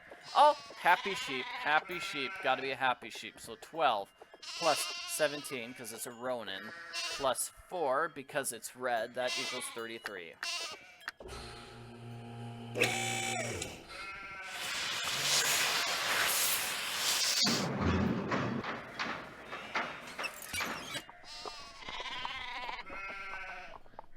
That sheep shearing machine is definitely way too high-tech, considering the rest of the castle is just destroyed and falling apart.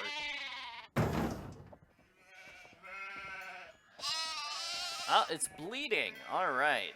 So 15 plus 22 plus 2, 39. Yeah, that sheep is a real bleating heart.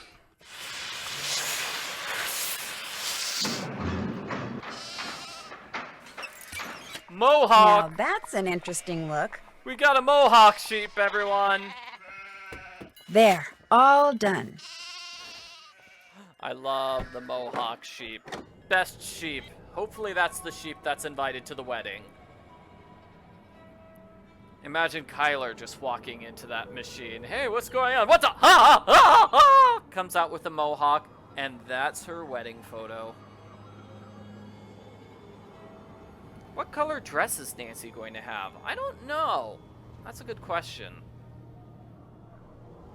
Like, why isn't that the puzzle? Trying to get, like, the dresses coordinated. I guess Nancy probably was, like, told... Like, Kyler probably picked out the wedding dress, and then afterwards, you know, use that to pick the bridesmaid's dress. And so Nancy just... All Nancy had to do was go to the store, and she got it. I think that's how we did it with, like, the best mans, with the grooms' outfits, because everybody had to wear a certain color blue, I think, and a certain color red tie. So we just went to, like, the suit store. And the suit store picked it out for us. I'm like, okay. And so I sent the colors to the other grooms people. And so they were all able to wear the exact correct same shade. So we were all matching. That's how we did it, even though we were on, like, opposite sides of the country. What's going on? I found out that Mr. Delaney is the one who hid Matt's luggage. Why would he do that?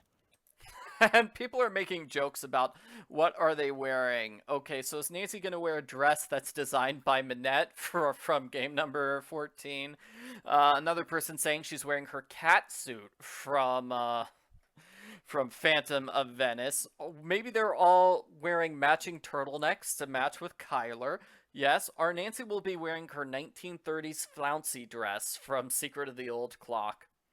Apparently, he was adamant that Matt not stay in the nursery, so he removed all of Matt's things and hid them down here, thinking it would force Matt out.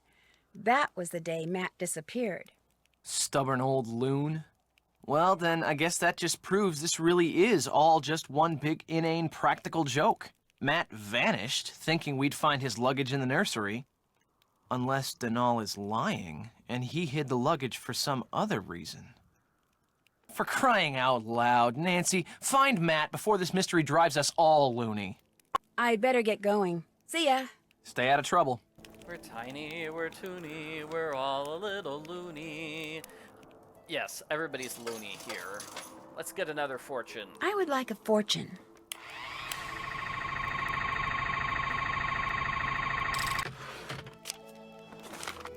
Necessity is the mother of invention.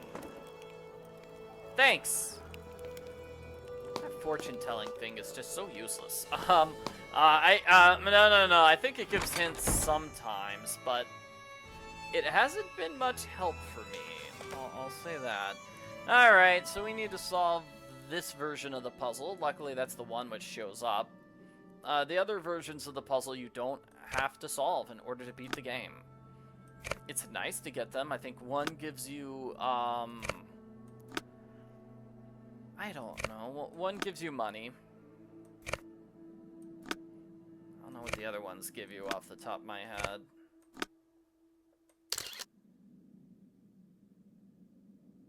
Oh, I forgot the pig. That one gives me a printing plate. Do I have all three printing? All 4 printing plates. Yes. So now I can solve everybody's favorite printing plate puzzle. I think that's it for You have a lead? conversations, though. I'm gonna go play detective now. Anytime you want to talk, I'll be right here.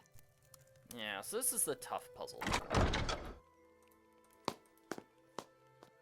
So we need to know, there's a thing in Kyler's room which explains about those numbers we call them binary, so 0, 1, 0, 1, blah, blah, blah, whatever. So 1 is C, 1 is M, 1 is Y, and 1 is K. So it's actually going to be Y, C, M, K. Y, C, M, K. Does that make sense to you? Y, C, M, K, yeah. So, we're gonna put the Y down. We're gonna stomp it right here.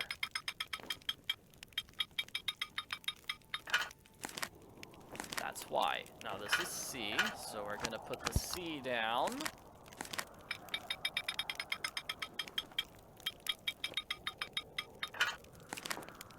Then we're gonna do the M. M for magenta, I presume.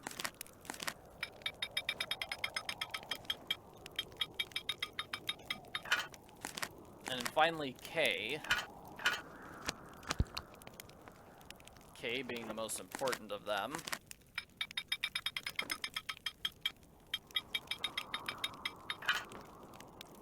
Yeah, I hope Nancy gets some wedding cake when this is all done.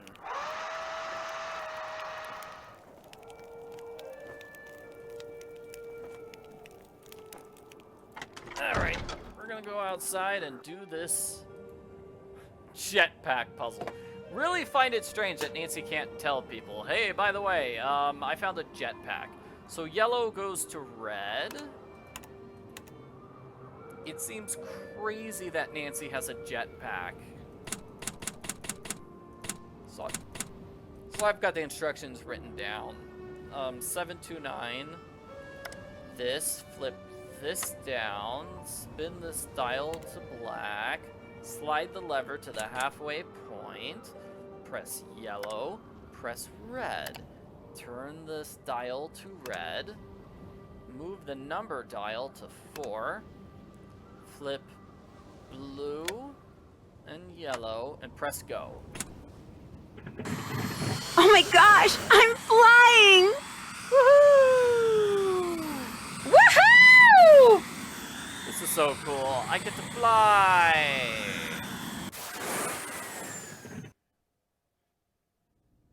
Yeah, people think that the jetpack Matt, is kind of crazy. are you in here? But I like it. Hello? Anybody here?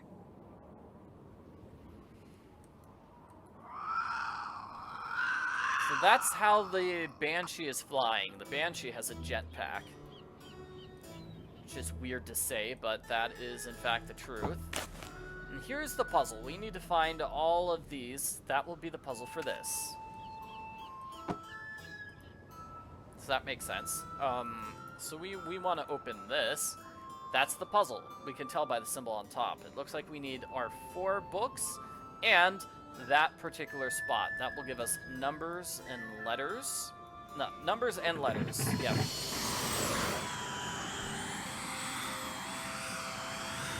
She can fly. Nancy's flying now. Nancy should really tell someone. She should just fly in through Kyler's window. It's like, hi Kyler, I can fly now. What do you think of that? Yeah, it is kind of weird and feels out of place for there to be a jetpack in a Nancy Drew game. But on the other hand, so awesome! And I'm glad we have the jetpack as an explanation for how the Banshee can fly. Even if it's a really weird explanation. It's much better than, you know, Nancy, well, she didn't actually see the Banshee. She was just kind of sleepy that night. That would have been a terrible explanation. Although, yeah, it's definitely a weird explanation to have Nancy has a jetpack. Banshees are just people with jetpacks. They're real. Alright, so we need to actually open up all of these books. Can be tough. So there's nautical geography. Each one has its own puzzle. So this one we changed the puzzle with the puzzle with the names of the book.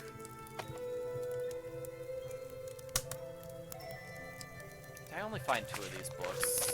And let's see. One day you'll finally join us here. The seas await your notice. Not sure I understand that puzzle off the top of my head. So that's 2. I need to find the other 2 books. Where are they? Here's one. So 3 years into studies by removing all duplicates. So you remove all duplicate letters. So the only remaining consonant is the one. Okay, so that's how you solve that particular puzzle.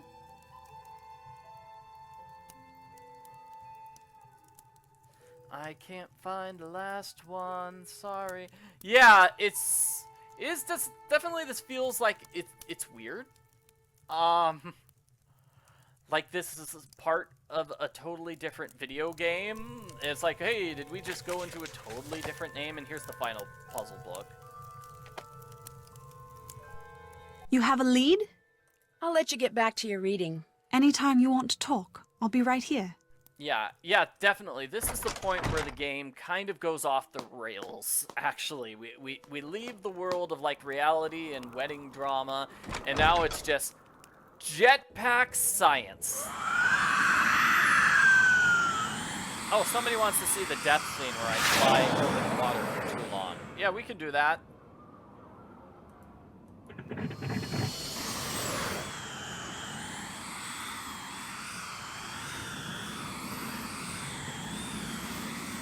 Oh no! I'm out of power! Ah! Yeah, I think that's why I said in my review of this game, it's like, I really like it, but it just takes a weird turn in this final third, or however long it is.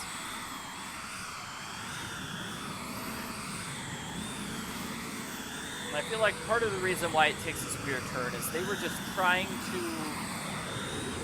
do something a little different with the culprit. I don't want to spoil that for people who haven't played the game yet. We're going to get to the end of it pretty soon, though.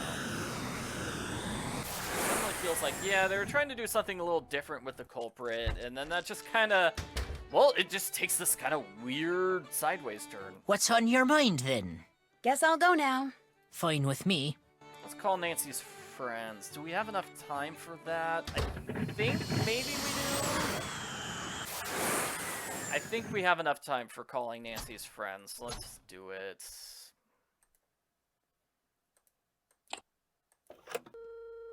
Let's call Ned. Hello? Hi, Ned, it's me. Hey, Nancy. How come you're not calling from your cell phone? Well, I kind of crashed the car when I was talking to you. Well, let's just say you were right about driving and using my cell phone. Sort of. You were in a car accident? Yeah, but you heard me hang up, so I wasn't really talking on the phone. I just had it in my hand. Even though I did wind up in a ditch. I'm fine, but the rental car and my cell phone are pretty much history. You drove into a ditch? Something that kind of looked like a woman and kind of didn't ran across the road right. Oh yeah, if there was a jetpack in Nancy Drew the Deadly Device, that would make sense, you know, the big science-heavy game. That would definitely make sense, yeah. But I do love the atmosphere in this game. It's cool. Enemy. I had to swerve to miss her, or it, or whatever. What do you mean it kinda looked like a woman? It had all this long, wild hair, and it was wearing something flowing, like a dress or a robe. But its face, it just didn't look human. Ooh, it's a Banshee. Do you know what a Banshee is? You think you saw a banshee? If I were Mr. Delaney, the castle's Irish caretaker, I'd think so, yeah. A banshee, as in the creature that supposedly wails before someone dies. Right. Well, technically it's a fairy, not a creature. Here we go again. You're in Ireland not 2 hours, and what happens? A mystery falls into my lap. A harmless mystery. Don't worry, Ned. You're fine. Right. Well, I mean, is this mystery harmless at this point now? Did I mention that Matt Simmons, the guy Kyler came here to marry, is missing? The groom is missing? She thinks he's just playing a practical joke. Wait a minute. You and Kyler are there by yourselves? No, Matt's best friend is here too. So's the caretaker, Mr. Delaney. This guy Matt thinks disappearing less than a week before his wedding is funny? I'm no expert on marriage or anything, but I don't think that's a good sign. I'd really like to get into the tower of Castle Malloy. What's stopping you? The lack of stairs, for one thing. There are no stairs? They were destroyed along with half the castle in a mysterious explosion during World War II. Apparently the guy who lived here then, Brendan Malloy, was some kind of mad scientist. Why do you want to get up in the tower so bad? Well, it's cool. I saw some strange lights coming from inside it. Kit says Matt is no rock climber, but still, I can't help but think it might have been Matt. Why would he be up in a tower? Maybe that's where he's hiding out. You just said there's no way to get in. I know, but maybe... He learned how to fly. You're not helping, Ned. Sorry, Nancy. It's really hilarious. He makes the joke about, oh, maybe you can fly, because guess what? I can fly. You are going to be so jealous when I tell you this, but I can fly. Come again? I can fly through the air like a superhero. I'm not kidding. How can you possibly not be kidding? The guy who lived here during World War II invented a jetpack. You strap it on, push some buttons, and whoosh, you're flying. It is so cool. You're right. I am jealous. I want one. Maybe I can get you the jetpack this Banshee lady I keep seeing has. I'm pretty sure it's how she gets around. In fact, I think she's been hanging out in the castle tower. Doing what? Don't know yet. Maybe I better fly up there and take another look. She goes to Ireland to be in a wedding and winds up chasing banshees around the countryside strapped to a jetpack. That's my girl. Do you think Ned actually believes her with this jetpack story, or does he think Nancy was seriously injured in the car accident and she's just has no idea what she's saying? It's, like, really, you think there would be a bit more skepticism about the whole jetpack thing? I found Matt's luggage. Is that good news or bad? I'm not sure. The caretaker says he hid Matt's luggage in order to discourage Matt from staying in the nursery. But Kyler says she saw Matt's luggage in the nursery after Matt disappeared. And if that's true... The caretaker could be up to something. I better get going. It was great talking to you. Just what I was going to say. Bye. Nancy, you need to finish the conversation by, okay, Ned, I really want to talk to you some more, but I've got a jet. Jetpacks away. That would have been so cool. You've reached Alan Payne, who isn't home at the moment, which means you can either leave a message at the beep or call back. Up to you. Fine, we'll call Bess. Because Alan's not picking up. Hello? Is this a sales call? No, Bess, it's me, Nancy. I'm calling from a phone in Ireland. Nancy, hi! George, get over here. It's Nancy. Hi, Nan. You'd better be having a great time there because you are missing an incredible time here. The Dunhills throw the best parties. You should see all the awesome pool toys they've got. And everywhere you look, some cute guy in swim trunks is standing over a barbecue grilling something. I'm in heaven. Sounds fabulous. Be sure to wish Kathy and Carrie a happy birthday for me. You know, one person I haven't seen is Ned. Yeah, me neither. He's there somewhere. I talked to him earlier. So, what's going on with you? He didn't sound like he was at a giant pool party, though. Matt, the guy my friend Kyler came here to marry, he's missing. How can the groom be missing? He came to Ireland with Kyler and his best friend Kit, but now he's nowhere to be found. Kyler is convinced he's pulling a prank. A prank? Apparently, he's a pretty big practical joker. More like a pretty big moron. Do you think he's pulling a prank?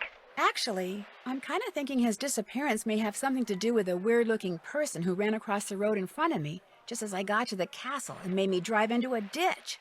You wrecked your car? She gets in an accident and you're worried about some stupid rental car? Real nice, Bess. Well, Nancy's obviously okay or she wouldn't be calling. Anyway, whomever or whatever I saw just kind of vanished right afterwards. Just like the groom. Whoa. Incoming. Check it out. Oh my gosh. Guys? Hello? Bess? George? Anyone? Sorry, we were hopelessly distracted by a truly amazing set of washboard abs. Amazing abs. Oh, man.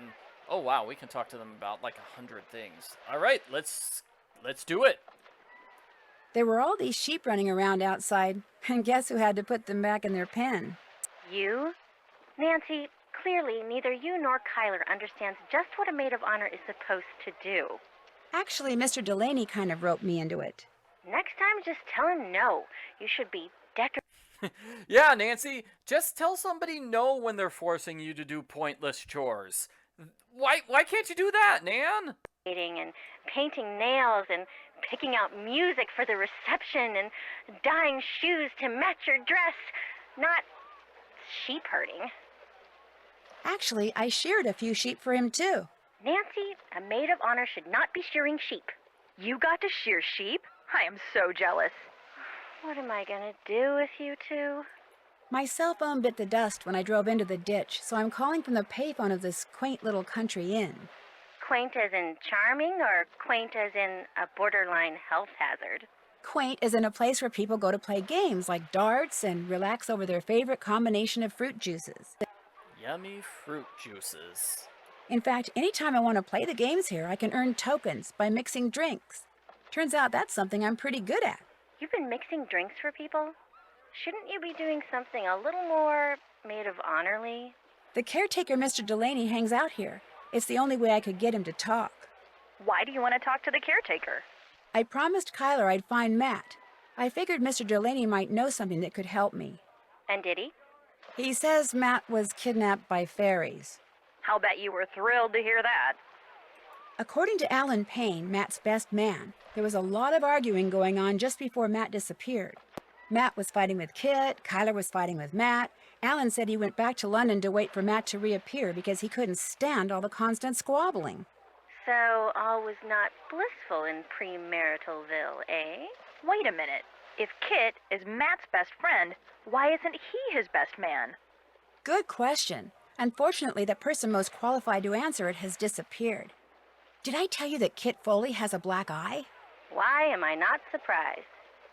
I found this beautiful family tree in the tower of the castle, which I'm pretty sure the couple who lived here during World War II used as their master bedroom. Did the family tree have anybody famous in it? James Joyce? Samuel Beckett? Pierce Brosnan? Colin Farrell? No, but I think someone's been keeping track of who's dead and who's alive on it. She's also been keeping a list of crows. She? How do you know it's a she? The name of the couple's daughter, Fiona Malloy, wasn't marked as deceased. I have a hunch she's the strange old woman I keep seeing, and that the crow I keep seeing is her pet. What's her deal? Why doesn't she just walk up and introduce herself? As usual, Bess, that's a very good question. Hang up, Bess. They're starting. Sorry, Nance. Gotta go. They're doing chicken fights in the pool. Amazing Abs is on one of the teams. Bess, come on! See ya! Oh my. Bess and George are going to get up close and personal with amazing abs. And Nancy's chasing after fairies in a jetpack. I'm not sure who's having a better vacation.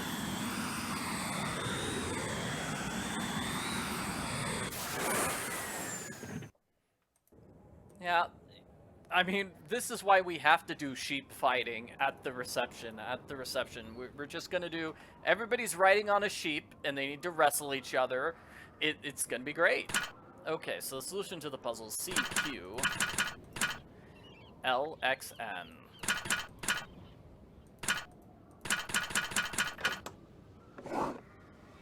I think this doll is supposed to be me. And it's got a key. Yep, that key's important. Oh man, this is in cursive. Despite my reservations, Brendan built and gave to Fiona her very own jetpack. Her constant, often tearful pleas for permission to use his had simply become intolerable. Brendan said it would help teach her responsibility, and I must admit, the look of pure joy on her face when he presented her with it, and her spontaneous, utterly sincere promise to use it carefully, forever and ever, half convinced me it was a good idea. Besides, Brendan's work keeps us all so isolated here. It breaks my heart to think of her lonely and bored. How lonely and bored she must be.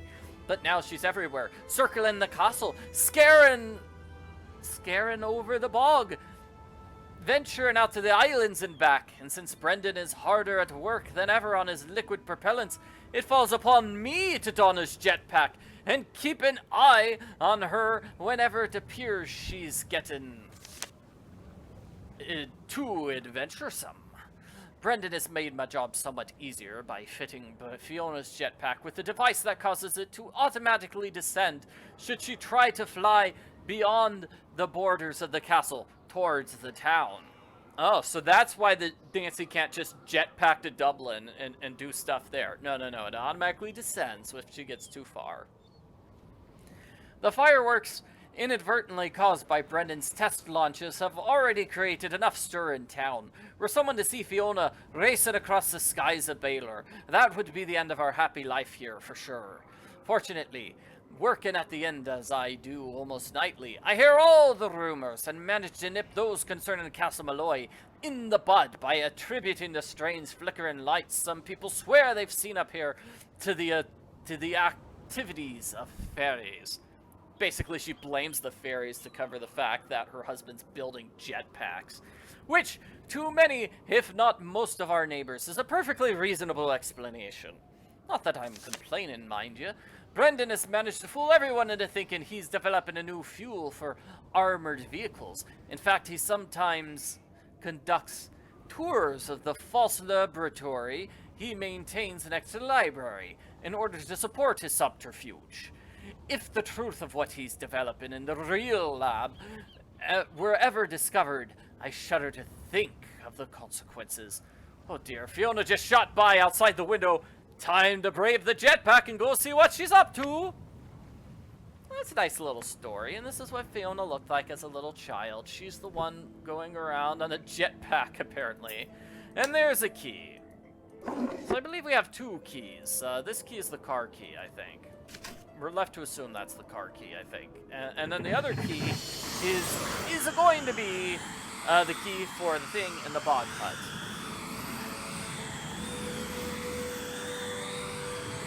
A 6-year-old flying a jetpack to school. Why does that seem very unsafe? Also, I think she was 8 years old when her parents died in the explosion. As Denal said, her parents did die in an explosion. So use the key here. Oh, 6 years old. Okay, no, never mind. She was, in fact, 6 years old when her parents died. Poor Fiona. Dear Fiona, you're the light of our life. Our deepest love to you always. Happy birthday, sweetheart. And here we go, everybody. At this point, we are going to see who the culprit is. So if you don't want the culprit spoiled, stop watching this video. Oh my gosh. Listen, I'm sorry. I shouldn't be in here. This is your home, isn't it? My name's Nancy Drew, and you're Fiona, right? Fiona Malloy? Fiona, listen, I didn't mean any harm. See, I'm looking for someone, a young man named Matt. I don't suppose you've seen him. Fiona?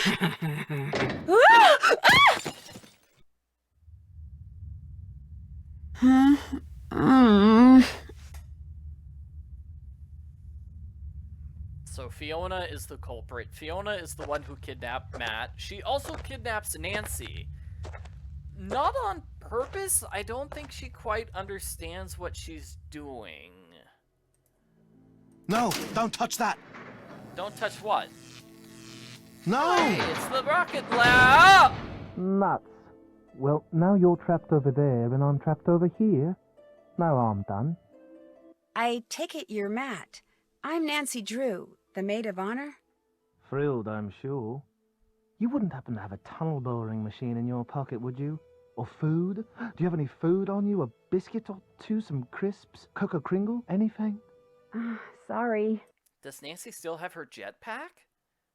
Oh, the only thing that woman in the shabby dress ever gives me are carrots and potatoes and such. I've been wandering around down here for days. I want something full of sugar and nice, greasy fat. You know, real food. She feeds you?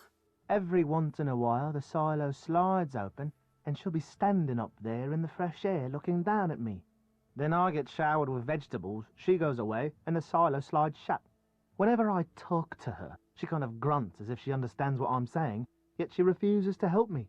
It's like I'm her pet or something. And now there's 2 of us. Dibs on the potatoes. Why did this door shut when I pulled that switch? As best I can figure from the papers and drawings I've found, you're standing in the laboratory where the bloke who lived here during World War II did all his top secret research. He was working on new forms of propulsion to be used in flying machines, rockets, that sort of thing.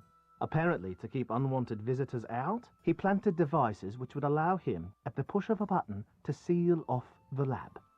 This gate and all the others will go up when our hostess decides to feed us.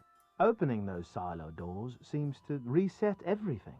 Opening those silo doors is also the only way out of here. Believe me, I know.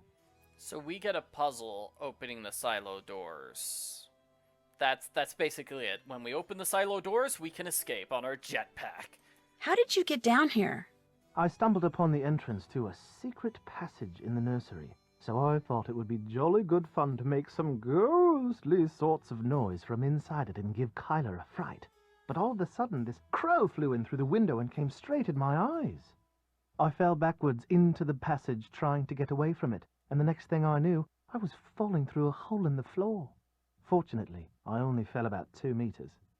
So I got to my feet, and since it was dark and my glasses were knocked off when that crow attacked me, I started feeling my way along the wall, looking for a ladder or something so I could climb back up. But instead, my hand hit some sort of button. A siren went off, the door above me slid shut, and there I was.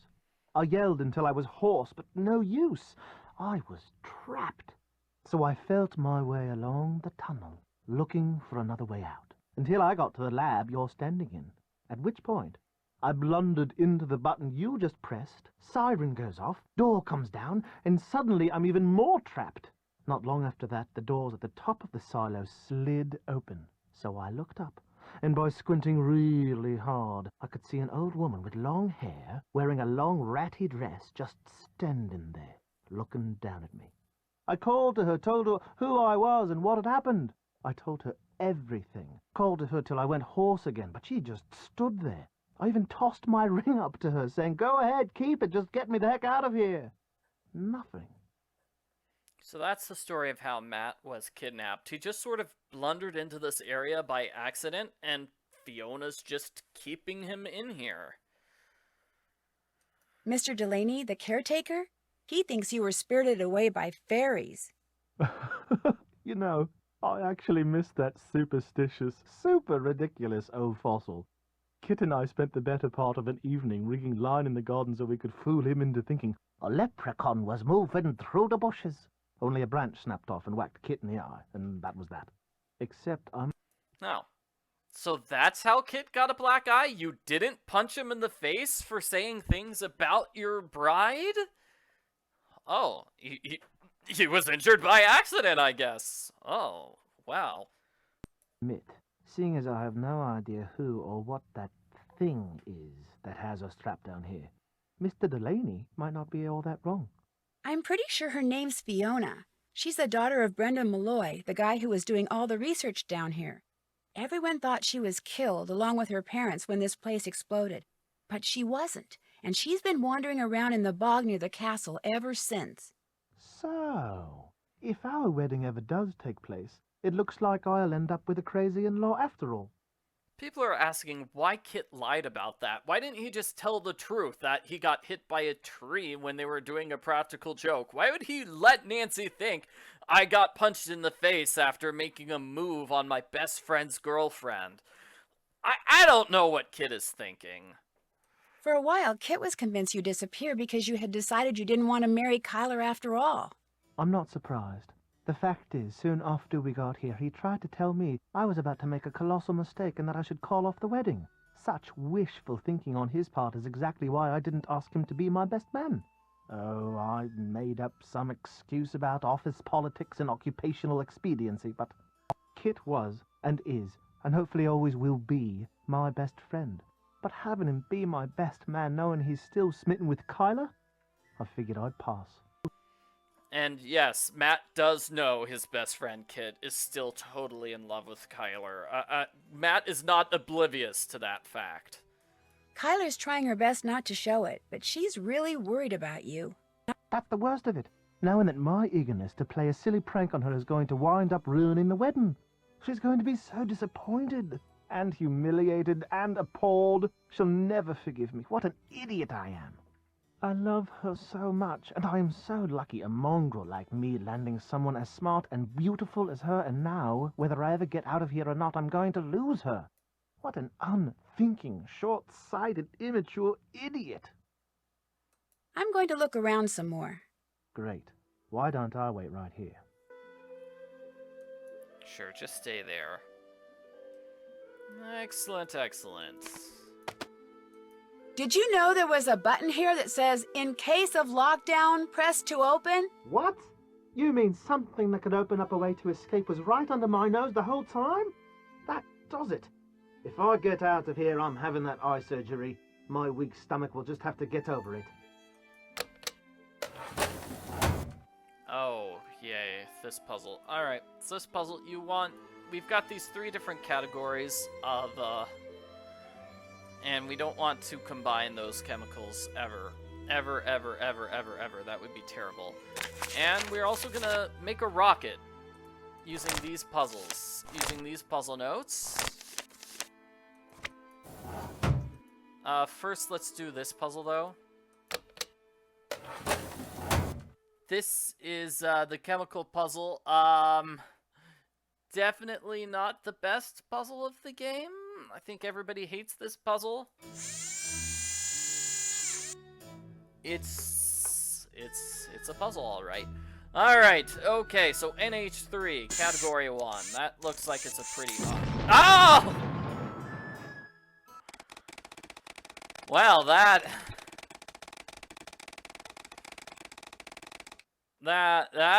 was a way to start the puzzle. Death on the first one, yeah.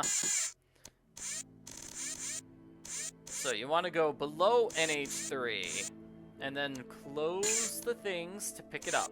I'm gonna move it down, go all the way left, because like I said, it's on the category 1, so we're gonna drop it in here. So we put it inside category 1 and then just let go. So H2O was category 2. Actually, no. H is category 1 as well. So we're going to clear off. I think you have to start by clearing off those 2 on the right.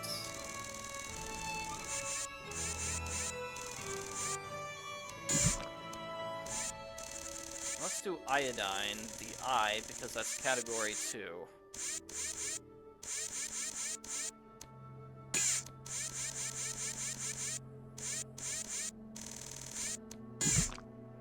So this HG over here, that's category 3, so that's kind of tough. I don't want to mess with that. H again is category 1.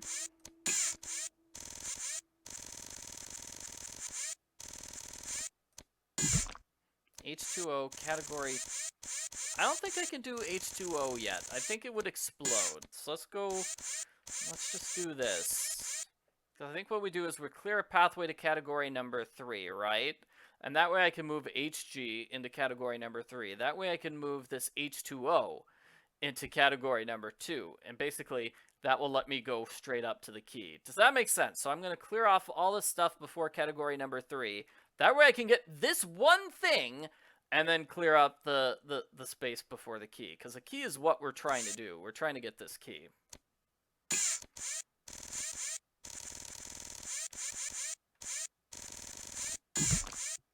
Oh, man. Steady hand. You want to do this with steady hand, Nancy.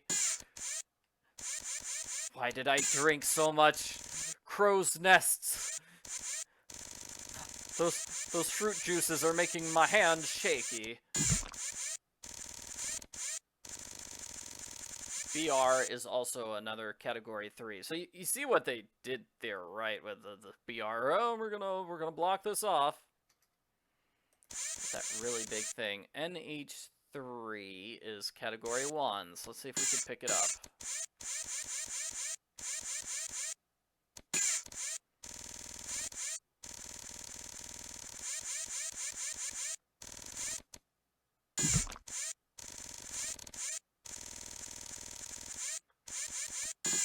Now we're trying to get these tiny ones. H was category 1.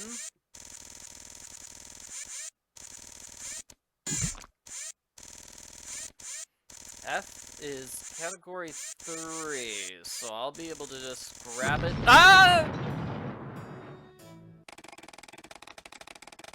So yeah, these are going to be fireworks at the wedding. Definitely.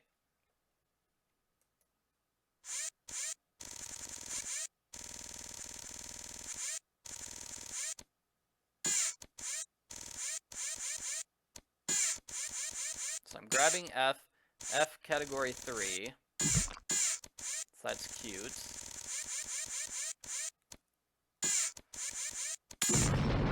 What was that?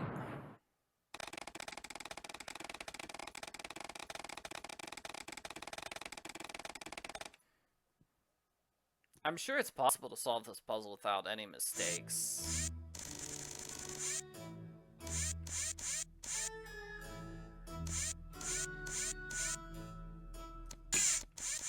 Okay.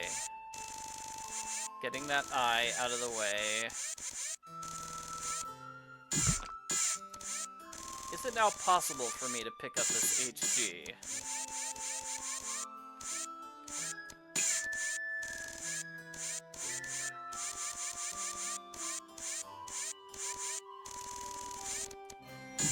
Yes! Alright, so we picked up that HG. Let me clear off these things over here to the right, though.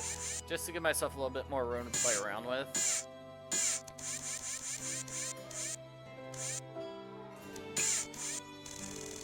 P is category 1.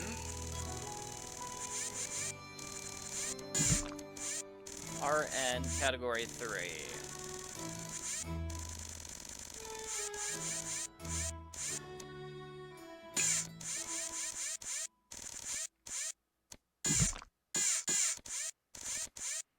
Great, so with all those out of the way, now we can get these things before the key, right? Or do we not?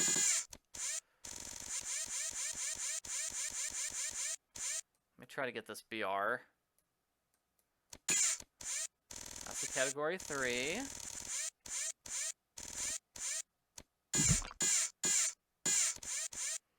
Yeah, I'm just gonna get rid of all these things right in front of category 3, and then I'll try to get the key. I feel like that's probably what we have to do. It's the safest way.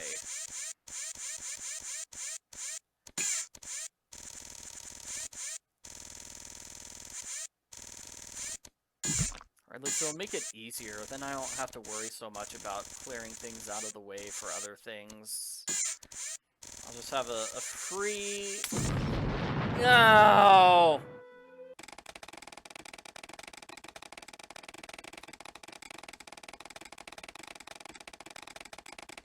We are solving this puzzle in order to get out of here. Because we have like a rocket ship key or something crazy. Alright. I think another strategy is just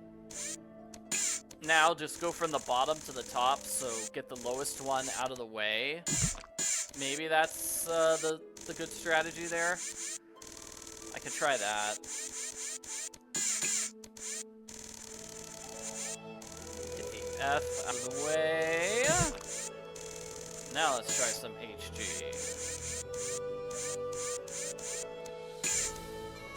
Said HG was 3.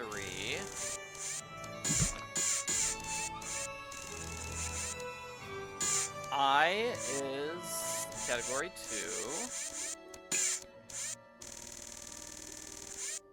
It's a very good thing the puzzle doesn't make you start over from the beginning again when you die, because otherwise this would be intolerable.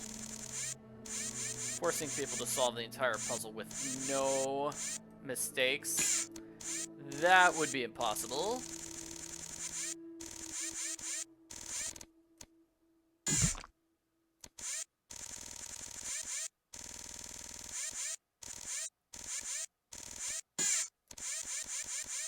Yeah, I don't know who thought this would be a fun puzzle. I could swear, I'm sure all the testers came back saying this puzzle is terrible. Or maybe they said this puzzle was way too easy, and that's how we got this super terrible version of the puzzle instead. I don't know. Oh, well, that didn't work.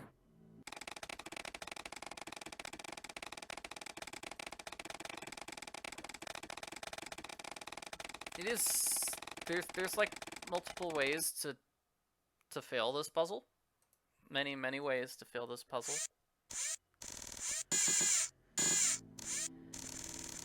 If you've got something picked up and then you squeeze it too tight, game over.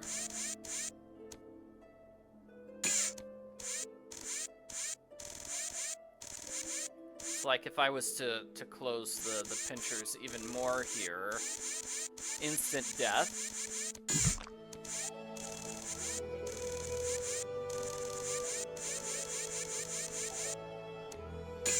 CL's category 2.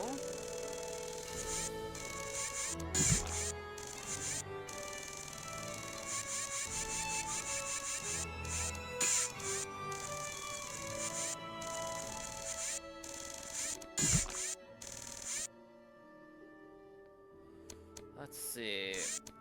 Trying to get BR. BR is category 3.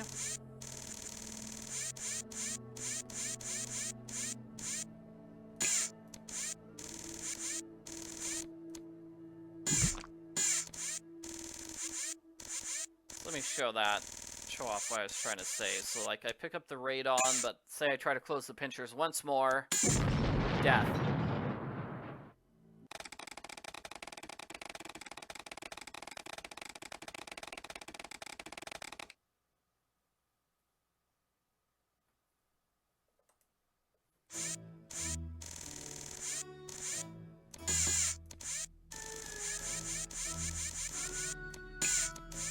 Yeah. Almost done.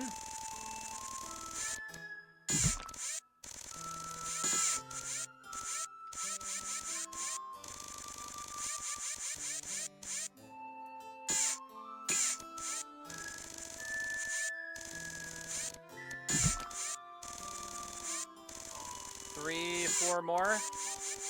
We probably have to pick up the key as well.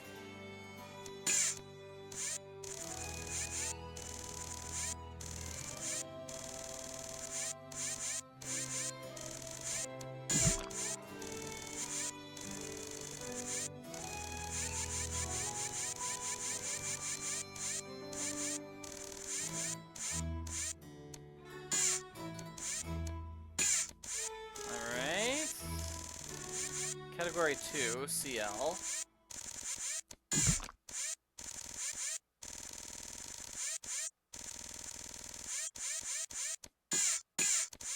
And then H, category 1.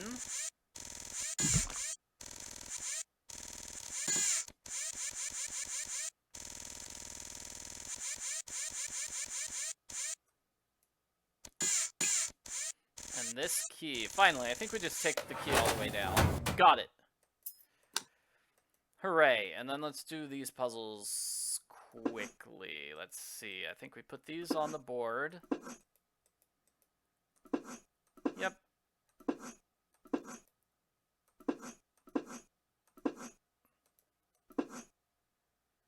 This is simple enough.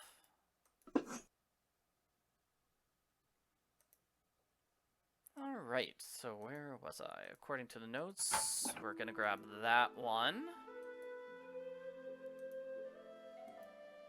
And then we want the fins from the middle container. This is the rocket ship, by the way. We're making a rocket ship.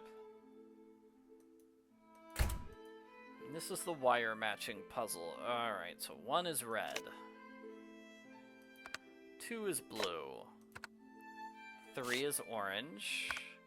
4 is yellow. 5 is green. Putting on the fins.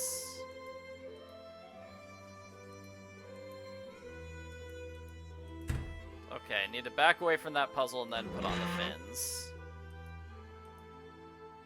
Put on this nose cone. And we should have everything all done. Alright, now to set this rocket off, and that will be the end of the game. Definitely does feel like a really different ending to the game, right? Because we're not actually defeating the culprit. Usually the culprit tries to attack Nancy, and there's a puzzle where you need to beat up the culprit somehow. But not in this case. It's because our culprit isn't really a culprit who kidnapped Matt on purpose. We don't have to defeat the culprit. We just need to set off a rocket.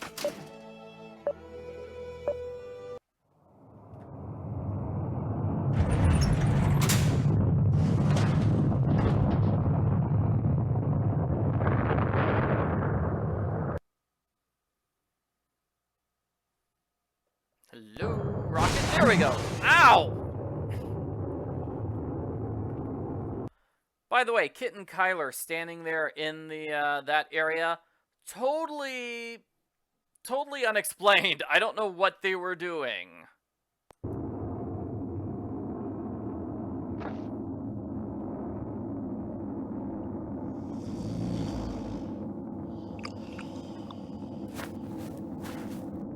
Nancy? What on earth is going on? Matt! Kyler, we're trapped down here. Get a ladder or something. Oh, Matt, I've been so worried about you. Where have you been? I missed you so much. I was afraid I'd never see you again. And I've got so much to tell you. No, I take that back. There's only one thing I want to tell you. I love you. Do you hear me? I love you.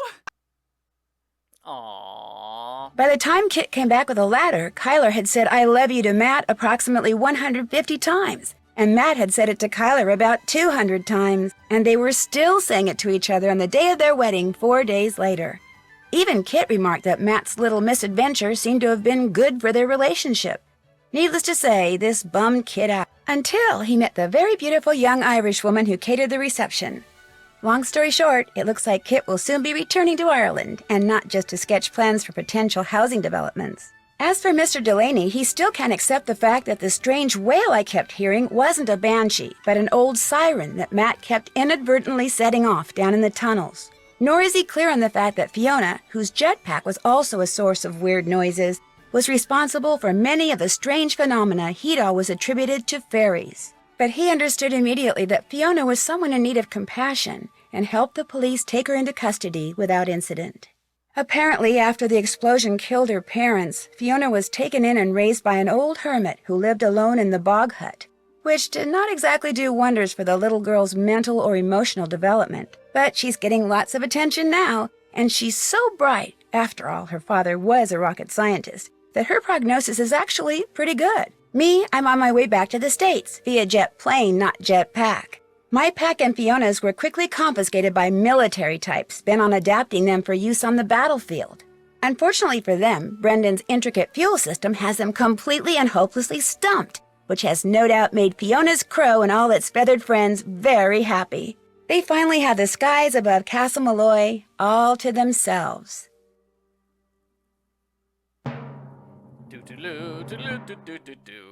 Okay, so what? Flower was not listed. Let's go with the marsh. Nope, I was wrong. So I flew around a lot, and I did solve the chemicals puzzle, and I got an Easter egg. I got none of the other awards. Oh, well.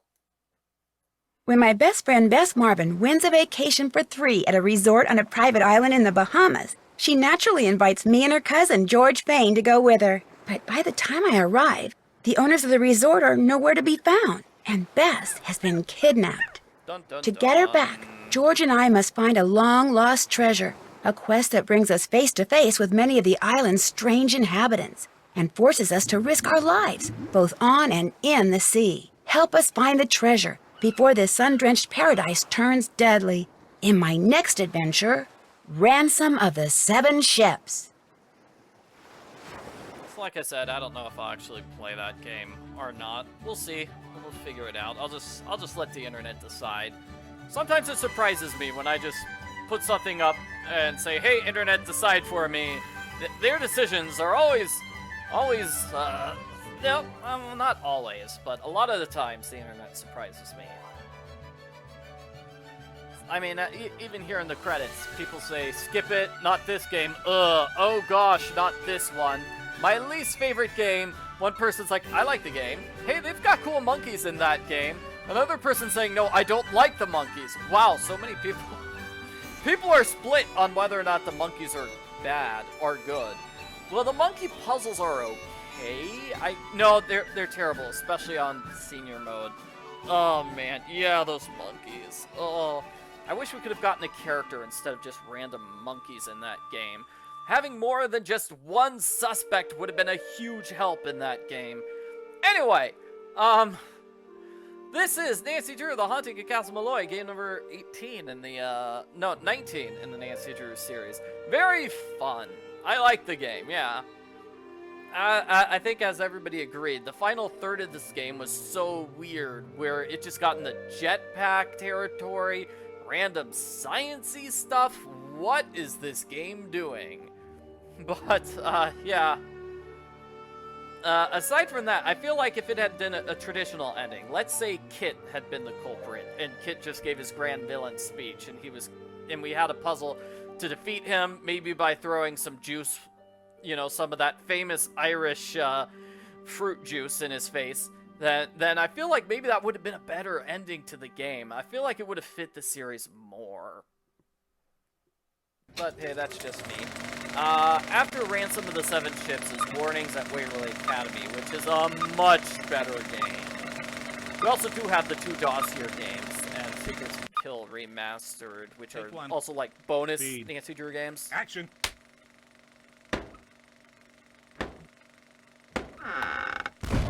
Oops.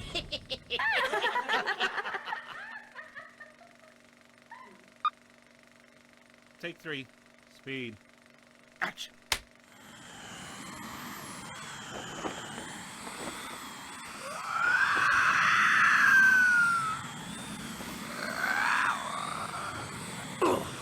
My depth perception stinks. Let me try it again. Oh, come on, guys. Let me open the box. I gotta know what's in there. Please let me open it. Please. Please, please, please, please, please. Surprise! It's a pigeon. Alright. So I'll definitely do a poll on like Facebook and Twitter, both at ArgleFump. Wouldn't it be funny if like the one poll says yes and then the one poll says no, and then I will have absolutely no idea what to do if the 2 polls disagree with each other. Anyway, thank you very much for watching. I can do a poll on my channel. Oh yeah, I think, is that a thing? I haven't looked into how to do that yet. I'll see if that's possible. I think, no, that's not it. That's not it. How do you... Okay, well, I'll look into seeing if it's possible to doing a poll on my channel here on YouTube, because that would make the most sense. Anyway, thanks for watching. Have fun, everybody. We'll be playing another game at some point, even though we don't know what game it will be. Bye!